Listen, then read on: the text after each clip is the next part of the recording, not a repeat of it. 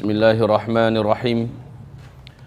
Assalamualaikum warahmatullahi wabarakatuh. Alhamdulillah. Wassalatu wassalamu ala rasulillahi sallallahu alaihi wasallam. La hawla wa la quwwata illa billah. Allahumma la sahla illa ma ja'altahu sahla. Wa anta taj'alul hazana idza syi'ta sahla. Rabbi shrah li sadri wa yassir li amri wahlul 'uqdatam min lisani yafqahu qawli wa ba'du. Qala Allah Subhanahu wa ta'ala fi muhkami tanzilih. A'udzu billahi minasy syaithanir rajim. Ya ayyuhalladzina amanu ittaqullaha haqqa tuqatih wa la tamutunna illa wa antum muslimun. Wa qala ya ayyuhan nas ittaqu rabbakumul ladzi khalaqakum min nafsin wahidah wa khalaqa minha zawjaha wa batha minhuma rijalan katsira wa nisaa. Wattaqullaha alladzi tasaaluna bihi wal arham innallaha kana 'alaikum raqiba. Wa qala ya ayyuhalladzina amanu taqullaha wa qulu qawlan sadida yuslih lakum a'malakum wa yaghfir lakum dhunubakum. Wa man yuti'illah wa rasulahu faqad faza fawzan 'azima. Allahumma arhamna bil Qur'ani wa sadaqallahu al-'azim. Wa qala an-nabi sallallahu alaihi wasallam ma ra'aitu manzaran qad afza' minal qabri faman naja minhu fama ba'da dzalika aisar wa man lam yanju minhu fama ba'da dzalika asyad. Amma ba'du, Rasulullah bersabda sallallahu alaihi wasallam, aku tidak pernah menyaksikan ada suatu pemandangan yang lebih mengerikan, yang lebih dahsyat, lebih berat dibandingkan dengan pemandangan alam kubur. Di dalam hadis yang sangat panjang di Sahih Muslim, Rasulullah SAW bercerita bagaimana pengalamannya dibawa oleh malaikat Jibril dan malaikat Malik mengarungi atau melintasi wilayah kehidupan alam dunia, tembus menuju ke alam barzakh. Rasulullah melihat pemandangan-pemandangan. Makanya kata beliau dalam hadis pertama tadi, aku belum pernah menyaksikan ada pemandangan yang lebih mengerikan, yang lebih menakutkan, melebihi pemandangan alam kubur. Faman naja minhu fama ba'dahu aisar. Siapa yang selamat di alam kubur, kehidupan setelahnya baginya adalah ringan dan mudah. Faman lam yamju minhu fama ba'dahu asyad. Siapa yang di alam kuburnya ternyata dia banyak masalah, siapa yang di alam kuburnya dia ternyata banyak mengalami tekanan, siksaan apalagi, maka kehidupan setelah itu asyad, adalah lebih dahsyat baginya, lebih berat untuknya. Wal tanzur nafsun ma qaddamat lighad. Hendaknya setiap jiwa merenung kembali perjalanan dalam kehidupan ini, untuk dia bisa menilai dirinya akan diperlakukan seperti apa kelak di seberang kematiannya. Kehidupan ini adalah kehidupan yang singkat, wahai hamba-hamba Allah. Kehidupan yang singkat. Kenapa demikian? Urut-urutannya, kata Rasulullah SAW, kehidupan di alam rahim sempit dan waktunya cuma 9 bulan. Ketika orang itu lahir, dia berpindah kehidupan yang lebih lapang sedikit. Betul tidak? Dunia ini yang terbentang, yang bisa kita pergi ke timur, ke barat dengan pesawat segala macamnya, dan umurnya juga lebih lapang sedikit, yaitu bisa 60 tahun, bisa 63 tahun, paling banter hanya 80-90 tahunan begitu, kurang lebih. Sedikit sekali yang lewat dari 100 tahun. Lalu setelah itu dia mati. Kehidupan yang dia hadapi setelah kematian itu jauh lebih panjang, dan ke alamnya jauh lebih luas dan lapang. Makin kesini makin mengembang. Nanti setelah tiupan sangkakala yang kedua, ya, setelah kiamat terjadi, di tiupan sangkakala pertama, kemudian manusia, jin, seluruh binatang, langit dan bumi sirna, kullu man 'alaiha fan wa yabqa wajhu rabbika dzul jalali wal ikram. Seluruh yang ada yang pernah Allah ciptakan di tiupan sangkakala pertama akan menjadi sirna seluruhnya. Kemudian pas tiupan yang kedua, manusia dihidupkan kembali. Nah, itulah kehidupan yang tidak ada lagi batasnya.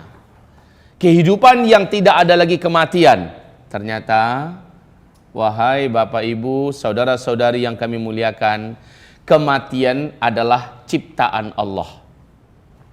Kematian nanti pada hari kiamat, kata Rasulullah SAW, di depan seluruh jin dan manusia di padang mahsyar akan diambil oleh malaikat maut. Lalu dicengkramnya dengan tangan kirinya. Kematian itu seperti binatang, kata Rasulullah. Jadi Allah menjadikan kematian itu diibaratkan seperti sebuah binatang. Apabila orang yang masuk surga telah diantarkan ke surga dan mereka masuk. Apabila orang yang jadi ahli neraka telah diantarkan ke neraka dan diseret ke neraka dan masuk. Lalu malaikat di antara surga dan neraka mengangkat binatang ini. Dia bertanya dan berkata dengan suara yang terdengar oleh siapapun saja di seluruh penduduk surga dan di seluruh penduduk neraka. Kalian tahu apa ini? Ini adalah kematian. Dengan ini kalian dulu dibatasi kehidupan. Dengan ini kalian dulu berujung dengan kematian. Ini adalah kematian. Maka malaikat ini langsung menyembelih kematian itu di depan seluruh penduduk surga yang ada di surga, oleh penduduk neraka yang ada di neraka bisa menyaksikannya. Maka setelah dia sembelih kematian itu, malaikat berkata, khuludun khulud lal maut. Sekarang kehidupan kekal, tidak ada kematian. Orang-orang yang hidup di dalam surga ragu, jangan-jangan hidup saya berakhir lalu berakhirlah kesenangan ini. Tidak perlu lagi kamu mengkhawatirkan. Kamu kekal di dalam surga, kekal. Hari demi hari yang kamu jalani di dalam surga lebih sempurna dan lebih enak daripada hari sebelumnya. Bertambah waktu ke depan, bertambah indah, bertambah enak, bertambah lezat, bertambah nyaman, bertambah bahagia di dalam surga. Dan kesedihan juga adalah makhluk. Itu pun dibuang dan dimatikan oleh Allah. Tidak ada lagi kesedihan. Tidak ada sakit yang dalam surga. Sementara yang di neraka, mereka berharap mudah-mudahan ada ujung dari kehidupan dalam neraka, yaitu kematian. Tapi setelah dia lihat kematian disembelih oleh malaikat maut, bahwa kematian sudah tidak ada, bertambah menjadi putus asanya ahli neraka. Gimana? Kalau seandainya bisa bunuh diri mati, mah enak. Ya kan? Dalam neraka bunuh diri mati, ya enak, lepas daripada neraka. Ini malah nggak bisa mati. Ya Rabb, ibadallah ma'asyiral muslimin, apakah kehidupan yang sebentar saja di kehidupan dunia ini berhasil melenakan dan melalaikan kita? Rugi, Bapak Ibu, rugi. Hanya gara-gara uang yang tidak seberapa, emas yang tidak seberapa, menjadikan kita menipu, mencuri, merampok, membunuh, melakukan kezaliman, menjadikan kita melakukan berbagai macam perbuatan riba dan segala macamnya. La haula wala quwata illa billah. Ibarallah ma'asyiral muslimin wal muslimat. Pembahasan kita terakhir di Masjid Al-Bina dulu saya ingat, yaitu tentang perjalanan roh, dan ini sudah selesai. Perjalanan roh, bagaimana dia dicabut dan seterusnya. Kemudian kita menceritakan tentang pengalaman Nabi, apa yang beliau saksikan di alam kubur. Bahwa pemandangan yang ada di alam kubur kontras habis dengan pemandangan yang ada di Mala'ul A'la. Mala'ul A'la adalah tempat rohnya orang-orang beriman, orang-orang soleh, dibawa membumbung ke langit. Disimpan di sana. Di mana? Di salah satu di antara taman-taman surga. Sehingga Rasulullah bersabda, sesungguhnya kuburan itu untuk orang beriman adalah raudhah mir riyadil jannah. Satu taman di antara taman-taman tempat transit kita loh Pak. Orang beriman tempat transitnya menjelang sangkakala pertama ditiup, yaitu di taman surga. Belum masuk, baru sebatas tamannya doang. Ya, belum masuk lagi ke surga, karena masuk surganya ntar. Habis tiupan yang kedua, ya, kita dibangkitkan, urusan padang mahsyar selesai, kemudian kita digiring menuju ke titian. Apabila selamat di titian, kita nyampe di seberang, dibukakan pintu-pintu surga, masuk, baru setelah itu halal bagi kita masuk surga. Menjelang kiamat, yang terjadi bukannya masuk surga dulu, tetapi diletakkan di wilayah transit, yaitu salah satu taman di antara taman-taman surga. Di dunia ini untuk dapat ke taman yang sangat indah, karcis dan ongkos masuk saja mahal, dan kita akan selfie-selfiean di sana, foto-foto, ya, menghabiskan waktu. Sementara di sana sambil nunggu kiamat, subhanallah, angin surga, rumput surga, batang-batang surga, tumbuhan surga yang sifatnya taman-taman surga, mala ainun ra'at, mata enggak pernah menyaksikan ada yang seindah itu di dunia, wala udhunun sami'at, telinga juga enggak pernah dengar, dalam sejarah kisah khayalan dongeng pun enggak akan sampai, wala khatara ala qalbin bashar. Sampai kapan? Sampai menunggu sangkakala pertama ditiup. Jadi tempat transitnya, siapa yang paling tinggi posisinya di alam kubur atau alam barzakh, di a'la, di malaul a'la itu. Jadi ada levelnya. Malaul a'la, ya, inilah tempatnya orang-orang yang ditinggikan oleh Allah. Yang tertinggi adalah al-a'la illiyin. A'la illiyin. Ini yang paling tinggi dari seluruh yang tinggi-tinggi. Saya rasa, saya yakin Bapak Ibu semua sepakat dengan saya. Nggak perlulah harus di a'la illiyin. Pokok dia di malaul a'la aja udah nyaman dah. Bener nggak? Amin ya Rabb. Amin ya Rabb. Semoga nanti kita bisa ketemu di sana. Ya Allah ya Rabb, ya Rabb. Dan mereka yang di sana itu Bapak Ibu tahu, persis di kehidupan dunia ini bisa saling bual-bual. Kalau bahasa orang Malaysia berbual-bual, ngobrol-ngobrol, cerita-cerita. Bu, Ibu dulu tinggal di mana di dunia? Oh, saya di sudutnya Sunda, sebelah sana. Ya, Pak, Bapak tinggal dulu di mana? Saat itu Bapak Ibu yang kami muliakan, halal bagi kita untuk berbicara tentang masa lalu di kehidupan dunia. Tetapi yang enggak nyampe di sana ditanyain, kamu kan si fulana yang tetangga saya di rumah saya. Iya betul, kamu kan udah ninggalnya kapan? 2 minggu yang lalu. Masya Allah, kok saya nggak tahu ya, kamu aja yang sibuk. Terus anak-anak saya gimana pas kamu tinggalin? Loh, nggak ketemu sama kamu? Enggak, anak kamu udah ninggal duluan sebelum saya 3 bulan yang lalu dalam tragedi kecelakaan. Lalu dicari database-nya, gitu loh kita nanti di Malaul A'la dicari database-nya. Kok anak saya nggak ada, di mana posisinya? Maka tahulah orang tua atau kita yang sudah meninggal dan letaknya di tempat yang mulia itu, anak kita bukan di situ tempatnya, tapi di mana? Asfalas safilin. Asfalas safilin. Tahulah kita bahwa keturunan kita, anak kita tidak ditempatkan di tempat yang mulia ini, tetapi mereka diletakkan di asfalas safilin. Kata Syekh Islam Ibn Taimiyah, asfalas safilin adalah suatu tempat yang paling rendah, paling panas, paling sempit, paling menyesakkan dan penuh siksaan, di dalam perut bumi letaknya. Enggak di langit. Kalau di langit itulah dia tadi malaul a'la. Kalau di bawah disebut dengan sijjin. Wa ma adraka ma sijjin. Lanjut.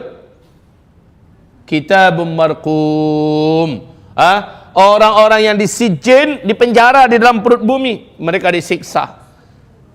Mereka disiksa sambil menunggu kiamat. Model siksaannya inilah yang Nabi Muhammad pernah diajak oleh malaikat Jibril dengan malaikat Malik jalan-jalan ke alam barzakh. Yang dikasih lihat adalah pemandangan serem itu. Nabi melihat ada orang yang disiksa begini, lalu diceritakan oleh malaikat Jibril, itu pemakan riba tuh, hai Muhammad, umatmu yang makan riba, akibatnya. Dilihat lagi pemandangan yang lebih seram daripada yang tadi, itu siapa hai malaikat Jibril? Itu umatmu hai Muhammad. Umatku lagi. Apa yang mereka buat ketika hidup di dunia? Dikasih tahu, umatmu dulu hobinya memecah belah persaudaraan orang, mengadu domba ke sana kemari. Kemudian sampai kapan disiksa? Sampai kiamat. Dilihatkan lagi yang lain, digongseng dalam pembakaran api yang sangat besar. Ada kuali dari besi yang sangat panas, merah, menyala. Orang-orang di dalam seperti digongseng, berusaha naik ke atas, asal sampai di atas dihantam oleh api yang besar dari bawah, menggelinding lagi ke bawah dalam keadaan di atas tungku besi yang sangat besar dan merah karena panasnya. menjerit-jerit di dalam keadaan telanjang bulat. Siapa ini wahai Jibril? Dijawab lagi, itu adalah umat wahai Muhammad yang semasa hidup di dunia melampiaskan syahwatnya kemana-mana. Diajak kemana-mana melihat pemandangan-pemandangan. Makanya kata Nabi, ma ra'aitu manzaran qat afdha minal qabr. Aku belum pernah menyaksikan ada pemandangan yang lebih hebat, yang lebih menakutkan, yang lebih dahsyat dibandingkan dengan pemandangan alam kubur. Ma'adzanallah wahai ibu-ibu, ma'adzanallah wahai bapak-bapak, ma'adzanallah. Nasallallahu ta'ala al-afiyah. Mudah-mudahan Allah menjadikan Bapak Ibu bukan termasuk yang di sana. Ya Rabb, amin ya Rabbal alamin.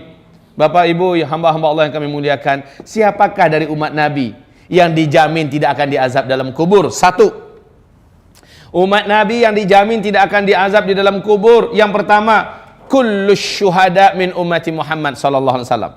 Seluruh orang-orang yang ketika akhir hayatnya syahid. Ketika akhir hayatnya syahid. Saya ringkaskan, yang syahid itu yang paling level tertingginya yang terbunuh demi menegakkan kalimat Allah di medan perang melawan orang kafir komunis, kafir Syiah, kafir musyrikin, kafir lainnya, perang dalam rangka membela agama Allah, meninggikan kalimat Allah, tentu di atas ilmu, meninggal syahid. Rasulullah bertanya kepada para sahabat, kalian tahu siapa-siapa yang syahid? Sahabat Nabi menjawab, sebatas yang ini saja. Oh, kalau begitu kata Rasulullah, sedikit amat yang syahid dari umatku. Enggak. Yang syahid dari umatku kata Rasulullah belasan kelompoknya. Ada yang tenggelam sementara dia mukmin, matinya tenggelam karena tsunami kah?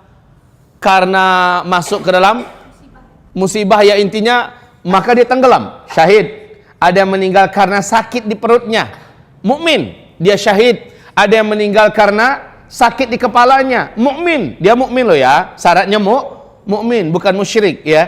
Lalu dia meninggal, udah berobat kemana-mana dengan obat yang benar dan halal, enggak sembuh, meninggal, syahid. Siapa meninggal demi mempertahankan akidahnya dan agamanya lalu dibunuh, syahid. Siapa yang meninggal karena dalam proses perjalanan menuntut ilmu, dia meninggal, baik yang sedang di pesantren atau yang sedang pergi menuntut ilmu ke Madinah, maupun ke Mekah dan sebagainya, atau pergi ke majelis ilmu macam Bapak Ibu, ternyata pulang-pulang meninggal dunia, syahid ya. Ini perjalanan yang mulia. Man kharaja fi talabil ilmi fahuwa fi sabilillah. Siapapun yang keluar dari rumahnya niatnya nambah ilmu, dia ada fi sabilillah. Sampai kapan? Sampai dia kembali sampai di rumah. Jadi Bapak Ibu selama pulang pergi ini perjalanan yang paling berharga dan paling mahal yang Bapak Ibu tempuh, yaitu perjalanan fi sabilillah. Andai ada terjadi apa-apa di jalan, syahid ya. Jadi yang syahid dari umat Nabi itu amat banyak. Termasuk yang meninggal dunia karena mempertahankan hartanya, mempertahankan kehormatannya, dibunuh, maka dia syahid. Siapa yang meninggal dunia kata Rasulullah sallallahu alaihi wasallam dalam keadaan dibakar atau terbakar, bukan membakar diri ya, maka mereka seluruhnya adalah syahid. Ini yang pertama, mereka bebas dari azab kubur. Mungkin ditanya, tetapi dalam hadis Imam Ahmad dan At-Tirmidzi Rasulullah SAW bersabda, bahkan yang syahid tidak akan ditanya di dalam kuburnya. Subhanallah. Cuma masalahnya kita kan nggak bisa menentukan kita bisa syahid atau tidak. Ini masalah kita.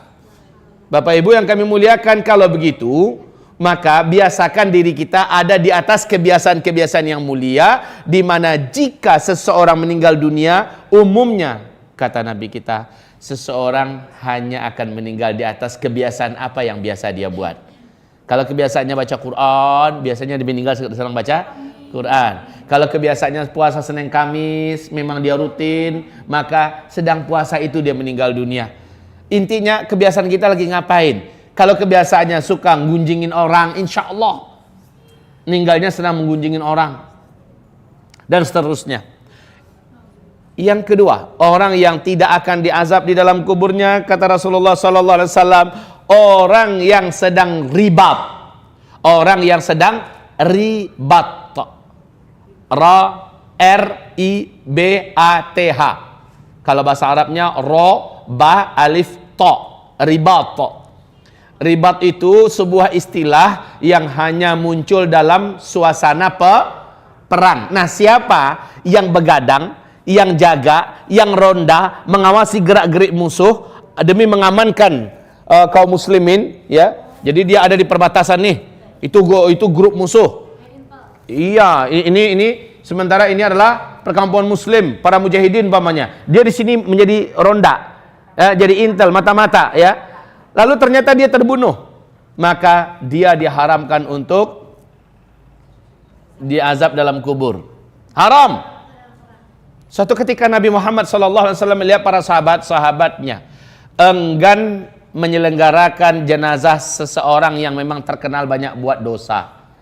Nyentuh pun nggak mau sahabat. Udah meninggal, tapi nggak ada yang mau mandiin, nggak ada yang mau mengapani, tidak ada yang mau menyolatkan apalagi, ya, apalagi mengantarkan ke pusara, ke pemakaman. Rasulullah datang, ada apa? Kenapa kalian tidak menyelenggarakan jenazah orang ini? Bukankah dia muslim? Benar ya Rasulullah, dia muslim. Terus kenapa tidak kalian segera selenggarakan? Ya Rasulullah, selama hidup yang kami kenal orang ini dosa yang dia buat, dosa dan dosa. Hampir-hampir kami tidak pernah melihat dia di antara ahli kesolehan. Di masjid, mana pernah ya Rasul? Puasa, kami nggak dengar dia tuh orang puasa. Dia hanya mengandalkan asyhadu an la ilaha illallah asyhadu anna muhammadar rasulullah. Tapi ya Rasulullah, dosa ini dia buat, dosa itu dia buat, dosa itu dia buat. Semua dosa yang dalam Islam dia buat. Kata Rasulullah bertanya, ada nggak di antara kalian sekali aja jadilah pernah melihat dia melakukan suatu amal soleh setelah dia masuk Islam? Salah seorang sahabat angkat tangan, saya tahu ya Rasulullah. Apa kata Rasul? Dia dengan saya pernah dulu ronda, jaga-jaga, dalam bahasa hadis, kami sama-sama satu malam ribat bareng. Ribat. Bukan ribat ya. Ribat. Kami pernah ribat bareng. Mendengarkan itu, spontan Nabi Muhammad SAW segera dibukanya, ya, langsung dia sing-singkan, ya. Dia menyelenggarakan, melihat Rasulullah menyelenggarakan, yang lain pada nimbrung, sampai Rasulullah ikut mengantarkan jenazah ini sampai ke liang lahatnya. Disitulah Rasulullah berkata, ashabuka yaz'um annaka min ahlin nar. Seluruh saudara-saudara, seluruh sahabat-sahabatmu bersaksi dan mereka menuduh engkau adalah ahli neraka. Wa ana ashhad annaka min ahlil jannah. Sementara kata Rasul, saya bersaksi engkau adalah ahli surga. Dahsyatnya ya, ribat ini dahsyat. Ribat ini dahsyat. Indonesia sebentar lagi nih. Mau nggak mau Pak, Indonesia sebentar lagi. Bapak ikut ribat doang udah mentok. Jangan diminta-minta, penyakit jangan diminta-minta. Tapi kalau sudah terjadi jangan sempat lari. Ya, ribat sebentar lagi akan banyak peluang-peluangnya di ujung. Dari Sabang sampai Merauke. Setiap provinsi se-Indonesia akan ramai ada ribat. Kalau 98 itu bukan ribat loh Pak. 98 dulu ketika krisis moneter, jatuhnya Pak Harto, ya kan? Lalu banyak orang ronda jaga-jaga kampung, gitu kan? Yang jaga komplek. Itu bukan ribat. Yang ribat ini dalam rangka mempertahankan agama Allah, membela agama Allah. Nah, yang bangkit besok itu adalah Syiah dan komunis loh. Syiah dan PKI, dan mereka mulai membunuh, membantai, membakar, menghancurkan, dan kita wajib bela diri. Saat itu kita harus bersama-sama orang-orang beriman. Lah yang bangkit dalam jadwal dia ronda, lalu dia terbunuh di situ, dia ribat. Ini cuma peluangnya buat laki-laki. Perempuan, ibu mau ribat? Mau. Bu, peluang ibu untuk ribat ada. Ibu bakar semangat suaminya. Mas, kamu berangkat mas. Aku bersama orang-orang beriman yang lain di sini. Kami akan menjaga diri kami. Ya, mas berangkat. Selama mas ibu, suami ibu ikut ribat, pahalanya mengalir sepenuh dia dapat. Allahu Akbar. Ya, kalau dia berjihad, dapat pahala seberapa banyaknya, dijamin ibu dapat semuanya. Tapi jangan ibu pegang kaki suami kita. Mas, jangan tinggalkan aku. Nggak dapat apa-apa, Bu. Kalau ternyata dia jadi pergi, ibu nggak dapat apa-apa. Kenapa? Ibu tidak ikhlas. Bahkan ibu tidak rela dia pergi. Aku tinggal sama siapa, Mas? Ya, nggak jadi dah. Jadi, baik ibu semangatkan suaminya. Ibu semangatkan, Ustadz, kami udah nggak punya suami. Kami adalah GJI, Grup Janda Indonesia. Gimana Ustadz? Nggak apa-apa. Ada anaknya nggak yang laki-laki? Kasih semangat. Ngalir ke ibu pahalanya. Ada menantunya nggak yang laki-laki? Kasih semangat anak perempuan kita. Supaya suaminya juga dilepas. Ya, kasih semangat. Jadi yang para ibu-ibu bakar semangatnya. Ustadz, menantu nggak punya, anak laki-laki nggak punya. Gimana? Biayain orang yang mau. Gitu caranya. Maka dapat pahalanya semua. Subhanallah. Ya, siap-siapkan dari sekarang. Nggak lama lagi loh. Hasbunallah, ni'mal wakil, ni'mal maula, wa ni'man nasir. Bapak Ibu, hamba-hamba Allah yang kami muliakan, nih yang kedua, ribat. Dan di manakah ribat yang paling mulia kata Rasul? Di akhir zaman, ribat yang paling keren, ribat yang paling tinggi derajatnya, ribat yang paling mulia adalah di Syam. Ya. Wa inna afdala jihadikum, pada saat-saat demokrasi sedang membungkus dunia, saat itu yang terutama, amalan yang paling hebat adalah jihad kata Rasul. Kan ada jihad pendidikan, ada jihad dakwah, ya, ada jihad ilmu, menuntut ilmu, ada jihad ekonomi, ada jihad macam-macam jihadnya. Tapi kata Rasulullah, dari seluruh jihad-jihad yang ada di masa itu, jihad yang paling mahal, jihad yang paling tinggi nilainya adalah jihad yang ada ribatnya, yang ada ribatnya. Ribat itu sebuah istilah yang hanya muncul di medan perang, Pak. Jadi jihad yang paling tinggi adalah jihad perang. Di situ ada istilah ribat muncul. Dan ribat yang paling hebat, ribat yang paling tinggi dan mulia posisinya adalah di negeri Syam. Syam, Syria, Palestina, Yordania, Lebanon. Sekarang dari seluruh Syam, jihad yang paling hebat nanti dan paling tinggi ribatnya adalah di Askalan. Askalan itu sebuah kota di tepi pantai di Palestina. Ini Askalan. Taib. Ini tentang masalah ribat. Yang kedua, yang ketiga dari apa? Yang ketiga dari orang yang dibebaskan dari azab kubur. Yang ketiga, Rasulullah SAW sebutkan adalah siapapun umat Nabi yang mukmin, mukminah, mukmin loh ya, mukmin mukminah, bukan muslim. Karena belum tentu seluruh muslim adalah mukmin. Setiap mukmin pasti muslim. No, banyak muslim, tapi milih Ahok. Muslim tuh, ya, tapi mukmin nggak akan milih. Jelas.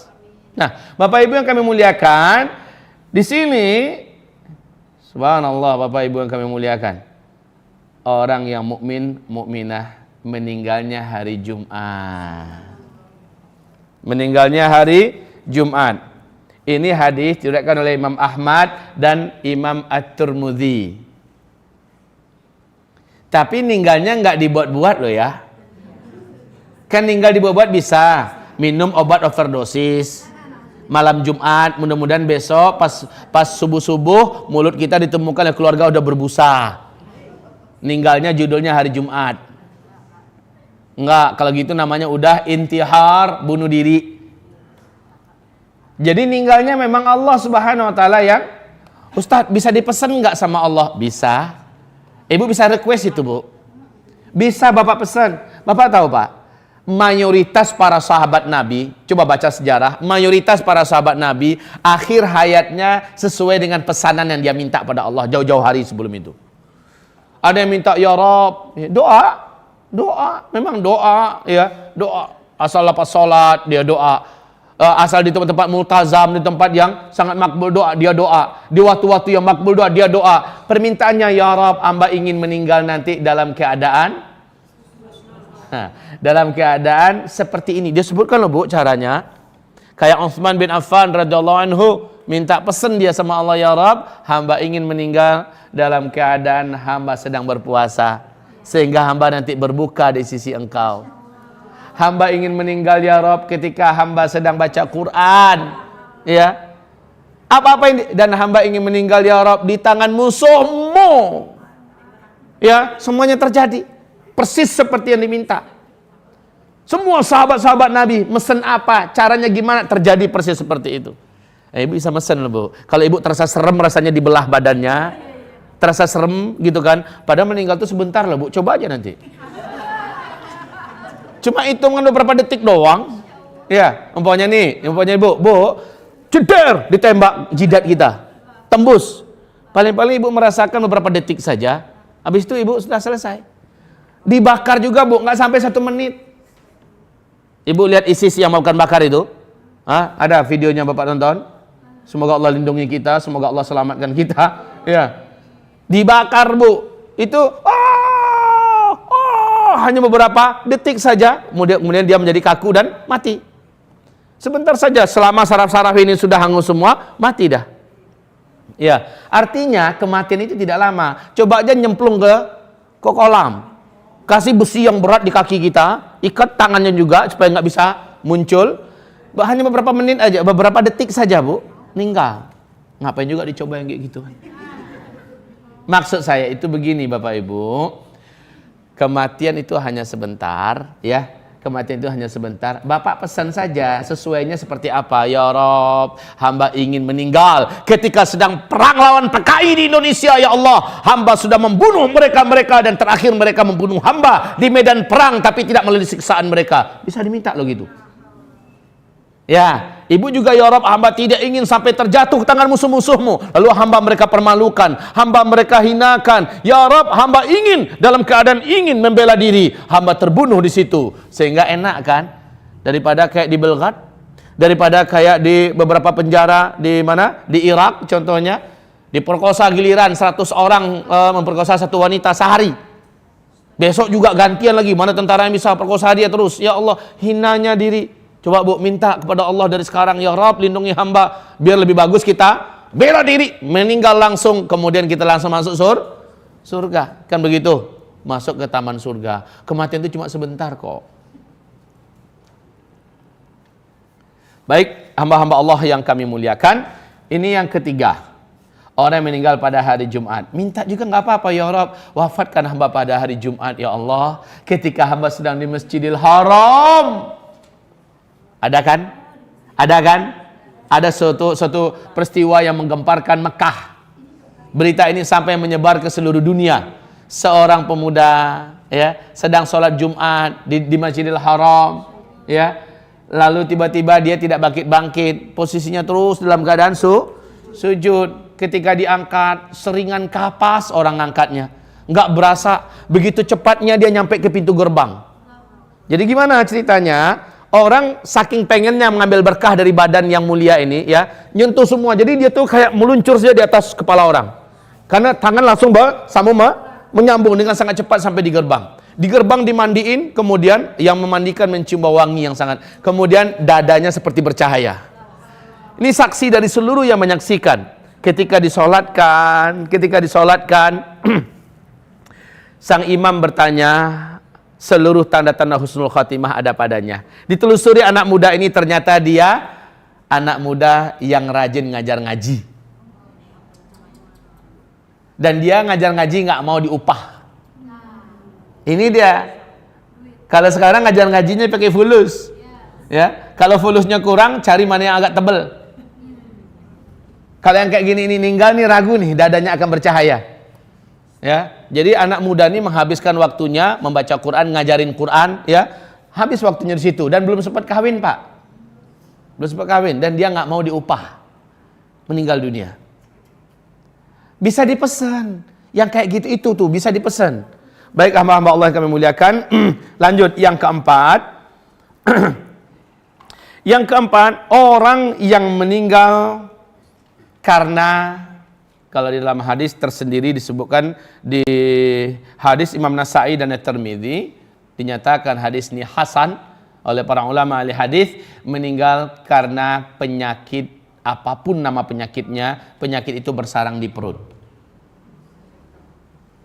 Kanker rahim kah namanya, apakah prostat, apakah apa semacamnya yang di sini. Nah, apabila dia meninggal dunia, dia mukmin. Apa kata Rasulullah SAW? Tidak ada satupun orang mukmin yang meninggal dunia karena penyakit perut yang menyerangnya. Syaratnya orang ini wajib dah mencari obat. Wajib sudah sakit tapi dibiarin aja, sakit perut, sakit, berobat yuk, mas sakit nggak mau. Kenapa? Saya mau syahid. Nggak boleh, berobat itu hukumnya wajib. Ya, kalau setelah berobat maksimal masih meninggal dunia karena penyakit itu, fahuwa syahid. Man mata min batan fahuwa syahid. Ya, balik lagi ke kajian kita yang awal-awal tadi. Ibarat Allah yang kami muliakan, ini tipe-tipe dan kelompok manusia yang tidak akan diazab di alam kubur. Baik, hamba-hamba Allah yang kami muliakan, sampai kapan kita menanti di padang mahsyar? Maaf, ini belum cerita padang mahsyar ya, masih dunia terbentang ya, masih dunia ada. Sampai kapan? Sampai malaikat Israfil meniup sangkakala yang pertama. Sementara bapak dan ibu ketahuan sudah oleh bapak dan ibu tempat bapak ibu di mana. Bapak ibu mau tahu kapan ibu bisa tahu tempat ibu bapak ibu di mana kalau sudah meninggal? Saya udah nyampaikan loh ini. Ketahuannya oleh bapak dan ibu saat akan sakaratul maut. Cuma sayang bapak nggak bisa cerita sama orang lain, ibu nggak bisa cerita sama orang lain. Apa? Setiap yang akan meninggal diizinkan Allah, tidak gaib, dilepaskan oleh Allah, lalu dia melihat langsung pemandangan dalam Di situ ada gerbang surga, gerbang istana yang indah dalam surga. Di gerbang itu tertulis owner, pemilik tempat ini adalah namanya. Nama ibu Fatimah, nama ibu Khadijah, nama ibu Aisyah, nama ibu Siti Fadilah. Silahkan, sudah ada namanya. Bapak juga begitu. Dan itu kita lihat waktu kita akan meninggal dunia. Ya, ini sudah saya uraikan dulu. Cuma bapak ibu nggak bisa cerita sama yang masih hidup, sama yang akan ngelepas kita. Nak, coba lihat tuh, papa ngelihat ada pemandangan surga, nggak bisa kita lihat. Itu gunanya apa dikasih lihat oleh Allah? Ternyata Rasulullah mengatakan dikasih lihat ke kita agar kita tidak mencengkeram jasad. Ruh kita ini tidak mencengkeram jasad, sehingga ruh ini mau terbang ke sana sehingga dia melepaskan semua ikatannya. Inilah rahasia kenapa malaikat maut itu mencabut nyawa orang yang beriman itu ringan, kayak mencabut rambut dari tepung, ya, lunak amat. Dan dibacakan ayat oleh malaikat maut, ya ayyatuhan nafsul mutmainnah irji'i ila rabbiki radiyatan mardiyah fadkhuli fi ibadi wadkhuli jannati. Ditarik pelan-pelan. Roh juga nafsu banget ngelihat tempatnya yang udah tersedia, lalu melepaskan semua pegangan dan cengkramannya. Beda dengan orang munafik yang berpihak kepada penista Quran. Beda dengan orang munafik yang berpihak demi kekuasaan dan jabatan, walaupun Islam diinjak-injak, ulama difitnah, dan dia tetap berpihak ke kelompok yang menghina ini. Maka mereka-mereka ini matinya nanti dalam keadaan dipanggil dengan bentakan, ya ayyatuhan nafsul khabithah, hai jiwa yang kotor, hai jiwa yang keruh, yang menjijikkan, keluar kamu. Sementara jiwa nggak mau keluar, roh nggak mau lepas. Lish, limadha, kenapa? Karena saat itu nafas dan roh diizinkan Allah melihat pemandangan neraka. Di situ ada tempatnya. Di situ ada ruangan penyiksaan yang di depan pintu gerbang penyiksaan itu tertulis namanya. Ini adalah tempat si fulan yang kurang ajar. Si fulan pembela si anu. Si fulan adalah si anu, ya. Maka dia menyaksikan tempatnya. Roh nggak mau keluar. Akhirnya nafas dan roh ini mencengkram seluruh kisi-kisi, seluruh mili demi mili daripada tubuhnya dan jasadnya. ini yang menjadikan kematiannya berat. Kematian orang kafir, orang musyrik, orang munafik, orang fajir, orang fasik berat. Kematian para ahli zina, pemakan riba berat. Kematian para pengadu domba berat. Orang-orang zalim kematiannya berat. Yauma taral mujrimina fi sakaratil maut. Pada hari engkau lihat orang-orang pendosa dalam sakaratul maut. Dipukul wajah mereka, jidat mereka, dihantam perut mereka, lambung mereka. Malaikat maut berkata, "Ukhruji, keluarkan nyawa kamu, keluar." Bapak Ibu yang kami muliakan, kematian ini sudah kita jelaskan. Sekarang kita sudah tahu. Lalu ngapain? Roh sudah tahu oleh kita, ternyata dia ada di taman, salah satu taman surga, roh yang beriman. Sementara roh yang kafir, yang fasik, yang munafik ada di asfalas safilin. Oke, sekarang kita menceritakan tentang proses kehancuran alam semesta. Proses kehancuran alam semesta. Urut-urutannya saya sudah sampaikan. Siapa tahu masih ada yang membawa di antara ibu. Ini kan ada poster kecil ya. Ada poster kecil. Waktu itu ada di kitab ini masing-masing. Nah, di poster ini adalah perjalanan hidup manusia. Perjalanan hidup manusia mulai dari alam dunia. Nih, alam dunia. Mukmin kafir menembus alam barzakh, tembus masuk ke alam kubur. Ini adalah alam barzakh, di mana arwah yang sudah nyampe di sini sedetik pun dia tidak bisa lihat berkomunikasi dengan yang ada di sini. Apapun caranya tidak akan pernah bisa. Jadi sebuah pembodohan dan memang kebatilan yang mengatakan ada ilmu pemanggil roh. Yang benar itu yang datang adalah jin dan setan yang menjelma dalam wujud manusia yang dulu pernah hidup buat mengelabui yang masih hidup. Ya, setelah ada di sini nggak ada itu si manis jembatan Ancol, si Anu dalam keadaan hamil lalu diperkosa kemudian dibunuh lalu dia gentayangan, ya macam-macam itu dibodoh-bodohin. Ya, nah kaum muslimin setelah nyampe di sini mereka menunggu sangkakala ditiup. Ya, nah peristiwa demi peristiwa saya sudah sampaikan. Peristiwa tanda besar kiamat ada 10. Satu, ringkasnya saja nih, ringkasnya saja. Satu, dukhon. Yang kedua, Dajjal lepas. Yang ketiga, Nabi Isa turun, Dajjal dibunuh. Yang keempat, Ya'juj Ma'juj bebas, ya. Kemudian Ya'juj Ma'juj dihabisi oleh Allah serentak di muka bumi ini. Ya, 10 tanda besar kiamat. Mana kiamat tidak akan terjadi sampai yang 10 ini muncul dulu. Yang pertama kalau sudah muncul, yang lain menyusul dengan sangat cepat, waktunya dekat-dekat, nggak pakai jarak, nggak pakai jauh. Ya, saya ulangi: Dukhon, Dajjal, Nabi Isa, Ya'juj dan Ma'juj. Kemudian bumi memasuki masa-masa aman, di mana bumi langsung dipimpin oleh Khilafah Islamiyah, keturunan kandung Nabi Muhammad Al-Mahdi. Disitulah terjadi tanda besar kiamat yang kelima, matahari terbit dari sebelah barat. Betul-betul fisik matahari. Langsung menyusul tak lama kemudian yang keenam, keluarnya binatang raksasa di 3 tempat dari dalam perut bumi. Allah menceritakan ini dalam surat An-Naml, ya, di ayat 82, yaitu Dabatul Ardi. Binatang ini keluar. Kemunculan yang ketiga yang terakhir adalah di kota Mekah. Dari dalam perut bumi kota Mekah dia muncul. Oke, binatang ini juga kembali tenggelam dan hilang sama sekali. Tanda besar kiamat yang ketujuh, bertiup angin sejuk nan wangi dari negeri Yaman. Seluruh orang yang kenal dan beriman dengan Allah meninggal dunia serentak. Dan yang tersisa hidup setelah itu hanya orang kafir saja yang memang tidak kenal dengan Allah Subhanahu wa taala. Selesai 7. Yang kedelapan, tenggelamnya daratan permukaan bumi yang ada di sebelah timur, ya, masuk dalam laut. Kemudian langsung menyusul yang ke-9, tenggelamnya daratan bumi sebelah barat. Ya, dan yang ke-10 yang tersisa dari bumi adalah satu ketul daratan bumi yang ada di timur tengah. Mulai dari Yaman sampai ke Syam, ya.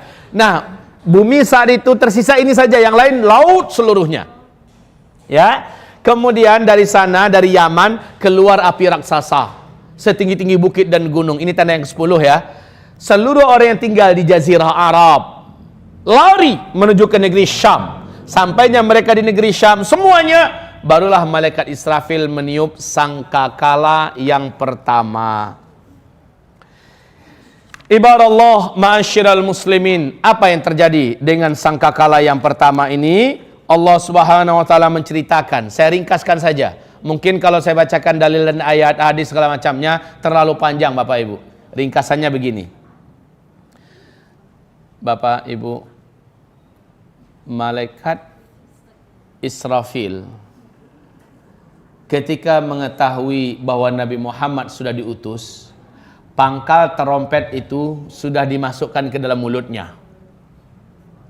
Kemudian kata Rasulullah, kedua bola matanya tiap sebentar melirik ke bawah arasy Allah, menunggu aba-aba kapan ini ditiup. Ternyata saat dia dapat instruksi untuk ditiup, langsunglah dia meniup. Akibat tiupannya ini, kata Rasulullah sallallahu alaihi wasallam, seluruh sendi-sendi alam semesta hancur sehingga seluruh alam semesta menjadi lemah. Langit menjadi lemah, bumi menjadi lemah, matahari menjadi lemah, bintang-bintang dan seluruh tata surya menjadi lemah. Lalu mereka akan bertabrakan antara satu dengan yang lain. Kaum muslimin yang kami muliakan, kondisi ini menjadikan beberapa pemandangan berikut ini pasti akan disaksikan oleh orang yang hidup ketika itu. Maka Nabi mengatakan, seburuk-buruk orang yang pernah hidup di bumi adalah orang yang nanti langsung menyaksikan kejadian kiamat. Apa yang terjadi? Lihat di dalam Al-Quran, Allah berfirman di surat Al-Haqqah, surat yang ke 69 di ayat 13 sampai 14. فَإِذَا نُفِخَ فِي الصُّورِ نَفْخَةٌ وَاحِدَةٌ وَحُمِلَتِ الْأَرْضُ وَالْجِبَالُ فَدُكَّتَا دَكَّةً وَاحِدَةً. Saat tiupan sangkakala pertama ditiup, bumi langsung berbenturan dengan yang lain-lainnya. Akar-akar gunung lepas. Akar-akar gunung lepas, lalu menghantam kembali bumi ini. Gunung-gunung di mana lepas menghantam bumi ini. Mereka saling bertabrakan antara satu dengan yang lain. Manusia ketika itu seperti anai-anai yang berterbangan. Manusia yang ada seperti anai-anai yang berterbangan. Gunung-gunung seperti kapas yang ditiup. Gimana kapas yang ditiup? Ada, kebayang deh kapas yang ditiup, ya. Seperti itulah keadaan gunung-gunung. Ntar dibersihin. Bapak Ibu yang kami muliakan, kondisi ketika itu. Kemudian, apalagi pemandangan yang akan dilihat?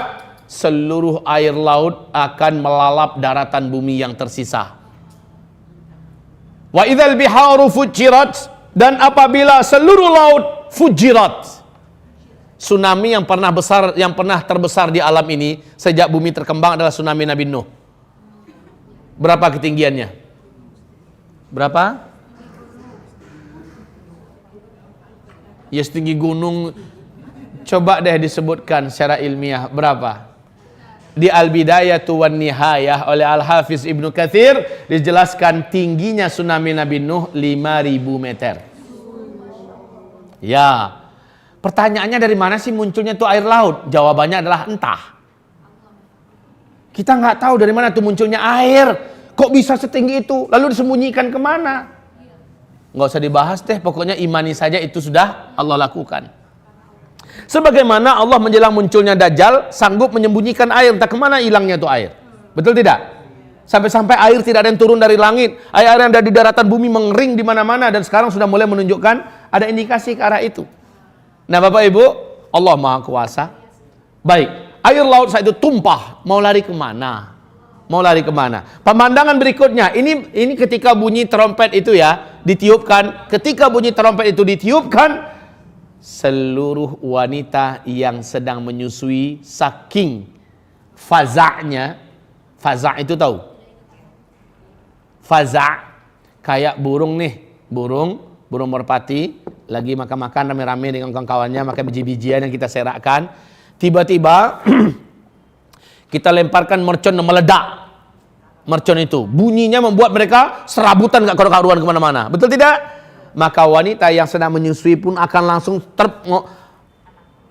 mencampakkan bayinya dan pontang-panting tak kemana lari. Ada nabrak pohon, ada nabrak dinding, pokoknya lari tak kemana. Dia nggak sadar kalau dia tadi itu sedang menyusui.